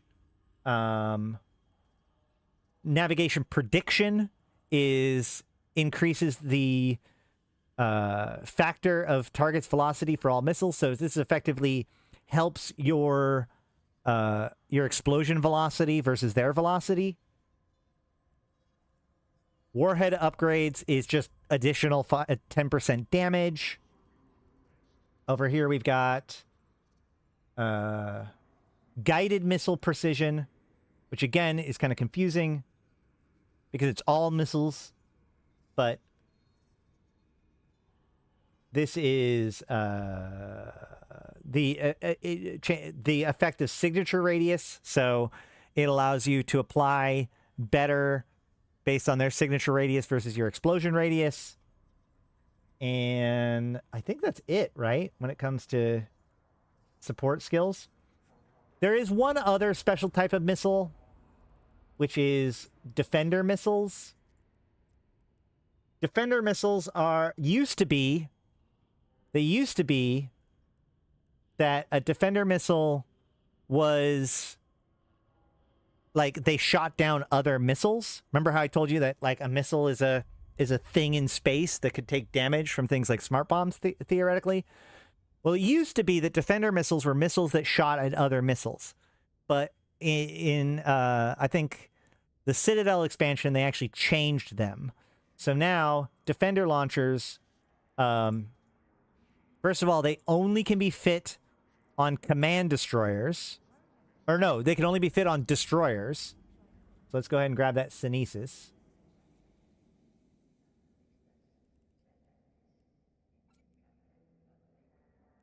and throw this defender missile on it, defender launcher on it. Now, command destroyers actually have a bonus to make it so you can use them more often. They have an incredibly long, so they have a reload time of 10 seconds and a reactivation delay of 2 minutes. So you can only shoot it once every 2 minutes, barring skills. And it's banned in Empire space. Why is this? Well, another time we're going to talk about bombs, but defender missiles are designed to counter bombs. When a defender missile launcher is shot, it will pick a random bomb that's currently in flight, and the missile will go to that bomb and shoot it. So if there are multiple bombs in flight and you shoot multiple defender missiles, because you can only have one defender missile launcher per ship. So let's say you've got five destroyers, each of them have a defender launcher, and there's 5 bombs coming at you. Those 5 destroyers shoot their defender missiles. That doesn't mean that all 5 bombs are dead. Each of those launchers are going to independently choose randomly one of those 5 bombs. So it could kill all 5 of them, but they all could just shoot at one and take down that one and still have 4 left. So it's a bit of a, it's designed to be a protection and a counter for bombs, but there's definitely a balancing act between, when to use them, when not to use them, and how to get the most use out of them. So they're extremely niche and not even really considered to be the same as other missiles, even though they use missile mechanics. Okay, so what kind of people use missile launchers? Well, as we talked about, missile launchers are designed for people that want to go really, really fast and also want to punch down.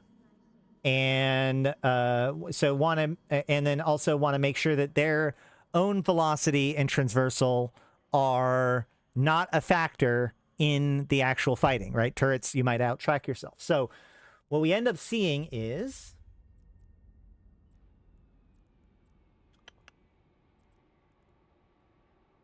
nope, that's the wrong one. Caldari ships have a good missile line where we have the Kestrel, which is a very relatively speedy little buzzardy dude that shoots light missiles and rockets, as well as the Condor, which is also very, very fast and uses missiles. And technically speaking, because it uses launcher hardpoints. Am I wrong? Am I right? I'm right, right? CPU power. Yeah. So the Griffin and the Griffin Navy issue uses missiles. The the Hawk uses missiles. And the Crow uses missiles, which is the Interceptor. And of course the Caldari Navy Hook bill, known for its double web rocket build and its light missile build, also a really good missile build, fit. So lots of missile options there. As we go up, we've got the Corax missile destroyer that steps up into the Stork missile command destroyer, and the Jackdaw is missile focused. For the cruisers, you've got that Caracal, which I talked about is very famous for the rapid light Caracal, very strong. Actually had to get nerfed because of how strong they were. I think the Blackbird technically uses missiles, but then of course the Caracal Navy issue and the Osprey Navy issue. So both Navy issue cruisers for the Caldari use missiles. The Cerberus uses missiles. The Onyx uses missiles. Up here into command ships, the Drake is easily the most iconic missile platform in the entire game. Really, really good tank. Like, if you're new into the game and you're getting into missions, this is, like, when I started playing, this was the ship to train into as an early mission runner. This thing has incredibly good resistances. It has really good application with its missiles, and you can pick your damage type with those missiles. This thing will run level 3s all day like a champion. Likewise, you can always step up to the Drake Navy issue, which is also going to be your missile boat. You know, these ships, by the way, those two ships are the reason why my alt is a missile boat. Like when I wanted to go make a mission guy, I made a Caldari because of the Drake. And likewise, there's the Nighthawk, which is not necessarily known for its damage, but is the tankiest shield command destroyer or command ship. For the battleship platform, we talked about the Raven. The Raven has this really good range, rate of fire, and maximum velocity bonus, so it's going to be able to shoot super far. And then the Raven Navy issue takes that even further, you know, takes that idea of shooting far and has really good application. With, of course, the Golem, like, everything we've talked about today is the reason why the Golem is, in many situations, the Golem becomes the best possible ship mathematically for subcapital content, right? For instance, when Emerging Conduits came out in 2020, you know, the thing about Emerging Conduits was that, like, once you finished one, the next one would spawn in a minute. So we were able to compare all these different fits based on how fast they could get payout to payout, right? You could go take your ship, you could run Emerging Conduits for like an hour or two, and then you can go back and look at your records and see how fast you were running those sites by seeing where your payouts were. So we had like 12-minute fits, we had 10-minute fits, we had 8-minute fits.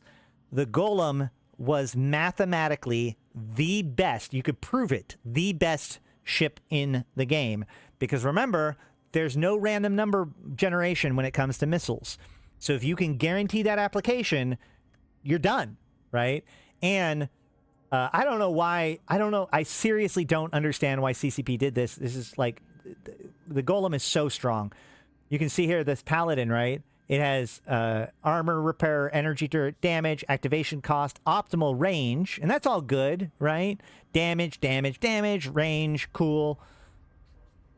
But this guy comes with a target painter effectiveness bonus.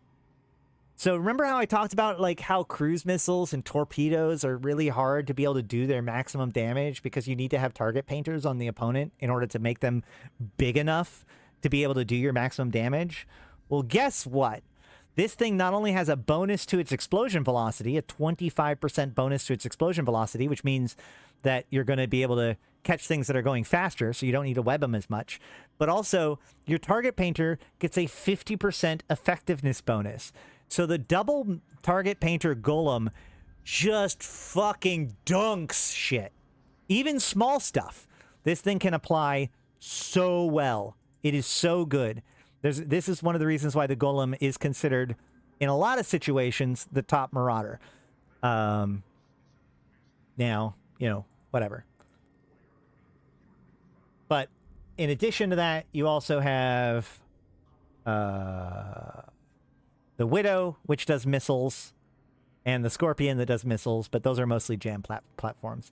And you know, also they have the missile Marauder. Now, beyond the big thing about Caldari, though, the Caldari actually lose out a little bit. Oh yeah, and Scorp Navy issue is actually really good for missiles as well. But there is a caveat when it comes to missiles with Caldari, which is that there are different bonuses, right? There are different ways of increasing the damage that a thing does. You can either increase the damage per hit, or you can increase the rate of fire of the shots, right? So if we go to like, yeah, if we look at the Caracal here, it has a 25% rate of fire bonus. So if you have your cruiser skill to 5, you just do 25% more damage with the Caracal. Easy peasy. But with the with the Osprey Navy issue, and pretty much any time that a Caldari ship has a bonus to missile damage, you actually run into an interesting issue, which is that if you read this carefully, it says 25% bonus per skill level, so a total of 125% bonus to kinetic light missiles, heavy missiles, and heavy assault missile damage. Not all kinds of missiles. So Caldari ships that have a missile damage bonus are what we call kinetic locked, right? In the same way that like lasers are thermal EM locked, because you have to use like all of the damage has to be EM and thermal. In the same way, a lot of these Caldari ships that we just went over are going to have this kinetic damage bonus, which you do not get if you are doing non-kinetic weapons. Now, this one in particular actually has a smaller bonus to EM explosive and thermal, but not all of them get that. For instance, this one... Oh, no, I think all of them do get that now. Is that true? No. No. Like this Condor here, a Condor is 100% kinetic locked. It gets a 50% bonus to kinetic damage and no bonus to any other damage type. Drake Navy is... Oh, yeah. Drake Navy is not kinetic locked at all. That's cool. So there are exceptions here, but it's one of those things that you want to read very, very close to make sure you understand and realize that, like, so each race has their own damage type. The damage type for the Caldari is kinetic, and that is reflected in the fact that a lot of the missile systems that they use are kinetic locked. A lot. Okay, fine. Wait. The Jackdaw, yeah, but the Jackdaw is because it's a miscellaneous bonus. It's a roll bonus. It's not a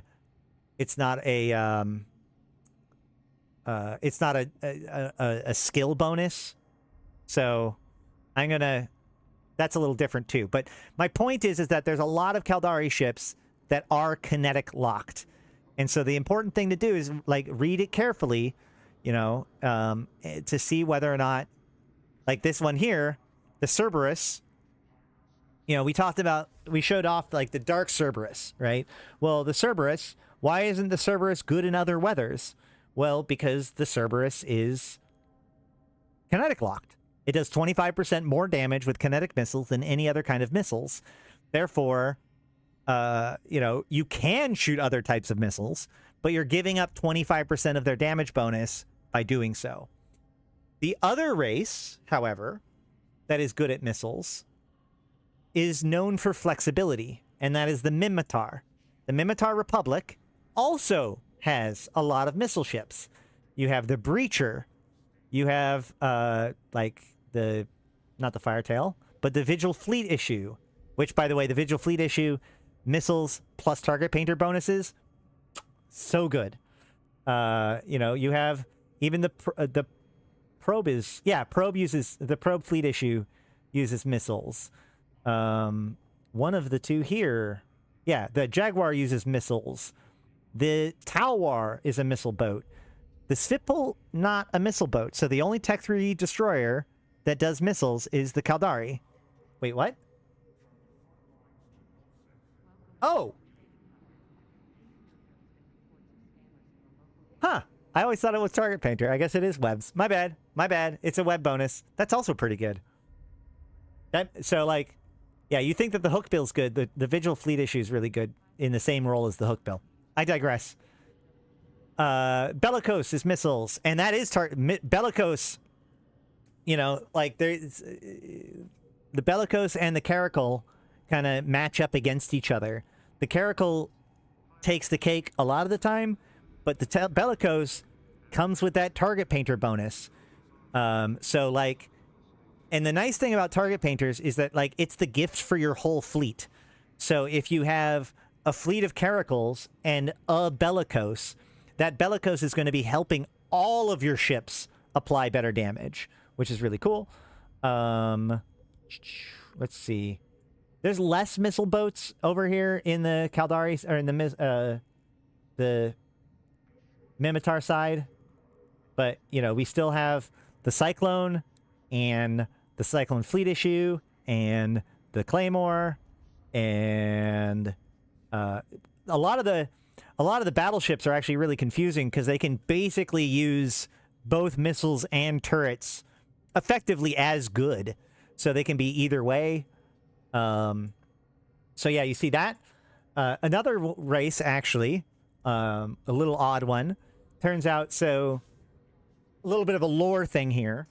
The Khanid Kingdom, as part of the Amar, seceded from the rest of the Amar 200 years ago, you know, during their own little uprising, because King Khanid didn't want to commit suicide after the Rite of Shathel, or didn't want to perform the Rite of Shathel sin after losing his attempt at becoming the emperor.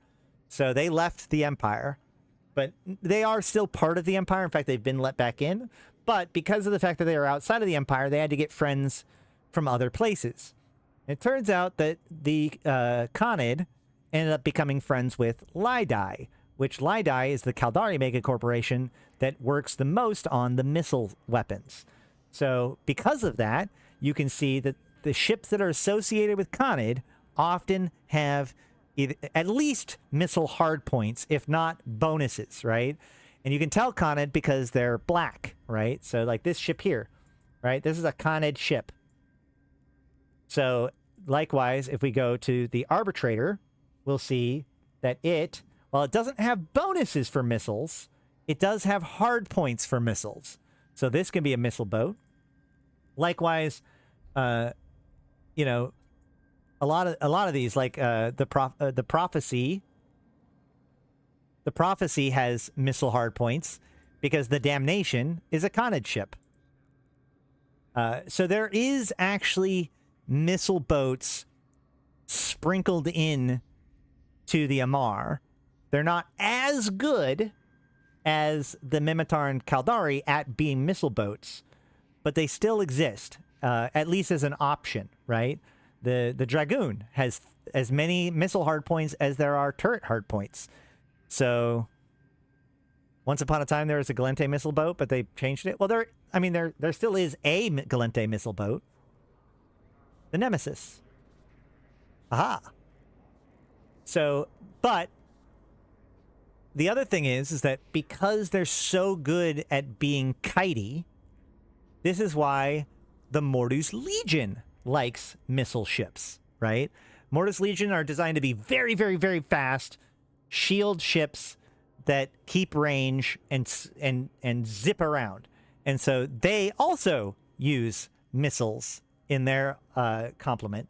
And then finally, of course, the king of the PvE, we have the Guristas line, which are that other ship line that I was talking about that uses missiles and drones, where most of the effectiveness of the Guristas line comes from the drones. They do have missiles, and because of the fact that they are a combination of Caldari and Galente, they're not kinetic locked, but they are kinetic/thermal locked, so they can use kinetic and thermal missiles. This is why often when it comes to Guristas weapons or Guristas ships, I tend to use rapids on them, because you've got your drones as your primary damage system, and then you've got your rapid for specific targets or punching down or bursting through something really quick. So this is why, like, the Gila, very, very popular in the Abyss, it uses rapid lights a lot of the time to like burst down small things, and uses drones for the majority of its work. The Rattlesnake is one of the biggest workhorses in the game, one of the best passive shield tanks in the game. The Guristas use the combination of the incredibly powerful shield resistances of the Caldari, as well as the very strong Galente, which oddly enough, Galente give missile bonuses with the Guristas, so figure that out. But yeah, so the Guristas are probably the kings of PvE, I would say. In fact, I would argue that almost every single, I say every and then hover over the Mamba, pretty much every single Garissa's ship is pretty close to best in slot in more than one situation across the board. It is. I was talking about this over the weekend. I'm pretty sure I consider the Garissa's ship line probably the single most overpowered ship line in the game. They've got really strong offense, really strong defense, and a big piece of that is their use of missiles. I think that's it, though, right? Yep. So, but do any of them have bonuses for what? Which one, the Amar or the Garissas? The Amar? Yeah, because the Sacrilege have missile bonuses. And, the Damnation also has missile bonuses. The thing is that, like, a lot of the ships that end up having those missile bonuses are kind of known for other things. The Python takes the cake with style. That is true, but that's also, I mean, that's a Concorde ship. Any uses for PvP? For what? For the Garissas? The Worm, I would argue that the Worm is like the reason why Navy complexes in faction warfare existed, because the Worm is so oppressive in its weight class. Normally. The Gila, also extremely strong in PvP. Rattlesnakes can actually get used in PvP quite a bit too. Maybe not quite as much as Macarials, but they definitely do. And, oh yeah, that's a good point. The Amar, the Lancer Dread, uses missiles as much. I mean, is it really? Possession is 9/10 of the law? Well, I mean... Oh no, yeah, because it's just a special edition ship, so it's not... It's not any of these kind. It's not on here. I mean, I'll leave it to the comment section to decide whether or not the Python is a Garissa ship or a Concorde ship. Let me know what you think. But I think that that's about it. Last check. Please help me out. Is there anything I've missed when it comes to missiles at all? Let me look through here. We talked about the skills. There are implants that will also improve missiles. We talked about auto-targeting. We talked about defenders. XL. Dreadnought missiles are the only type of rapids that use the short-range weapon system instead of the long-range weapon system. So, like, the rapids for dreadnoughts would be rapid torps. Let's see. Types of missiles, T2 missiles. Festival launchers, but that doesn't even take a launcher hardpoint, I don't think, does it? Oh, right, modules. So you've got the ballistic control system for low slots, missile guidance enhancer for low slot for helping with application, missile guidance computer for mid slots for application. You've got various different rigs. When it comes to rigs, the drawback on the rigs when it comes to missiles are that it increases the CPU cost. So once again, just like we talked with turrets, if for some reason you're given a ship and it's a missile ship and you're blown out in CPU and you don't know why, double check your rigging skills because that may fix your problem for you. I think that's it. Missile towers, I mean, this is less about how to use missiles, but I will say that, like, missile towers get used in sites and PvE a lot as a way of doing a different kind of damage than the rest of the rats. So that's why, like, often missile turrets or missile towers in, like missions and other places like that, they will not be part of the waves. They won't affect your spawns, but they do usually they'll do a different kind of damage than the rest of the room, so they're useful to take down anyways. But I think that about wraps it up. Let me know in the comments down below if I missed anything. But this has been your missile guide for EVE 2025. Next time, we will be covering, I think we're going to cover tank, and then we will go into the specialty weapon system. So like drones, breacher pods, etc. But let me know down below which one you would prefer me go for next. We also have been putting out a lore guide over time because I know that there were people that were very excited about having more lore information put out there. But please, if you've made it this far, and you like what I do, like, comment, subscribe, let me know how I'm doing, and consider becoming a supporter, either a member or a patron, or tipping me on my PayPal tip jar, or sending a super like or super chat in the videos. All of that very, very, very useful. Yeah, we will be talking. Logi is part of tank, so we'll be covering Logi when we cover tanking. But I do want to give, of course, my big thanks to all of my Immortal tier sponsors, including 745 MPSI, Aerodenica the Queen, Bad Boy Smooth, Ebo Elite, Erlitis, Alonje, Flash Gordon, May, Malik Starfire, Malin, Mercuton, Nihilum, LM1, Sheesh, and Rid. And I do also want to call out Ragtag Pro. Thank you so much. I put out a call because of my bills, and several of you guys have really stepped up. Ragtag was one of them. I really appreciate it. And I appreciate all of you and everyone who's made it this far. Hey, thank you for that, bad boy. Everybody who's made it this far, thank you so much. Everybody who leaves a like, thank you so much. Share it with a friend, because we are here to help maximize player engagement with EVE Online and increase player literacy of EVE Online, because a better player base makes a better EVE Online.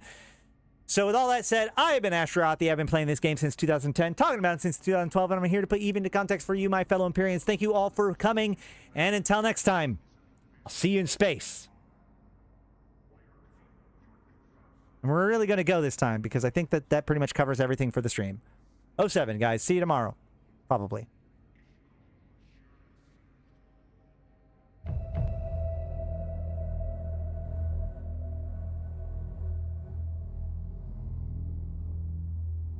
Hop in the Discord. Come say hi. Also buy merch. Bye!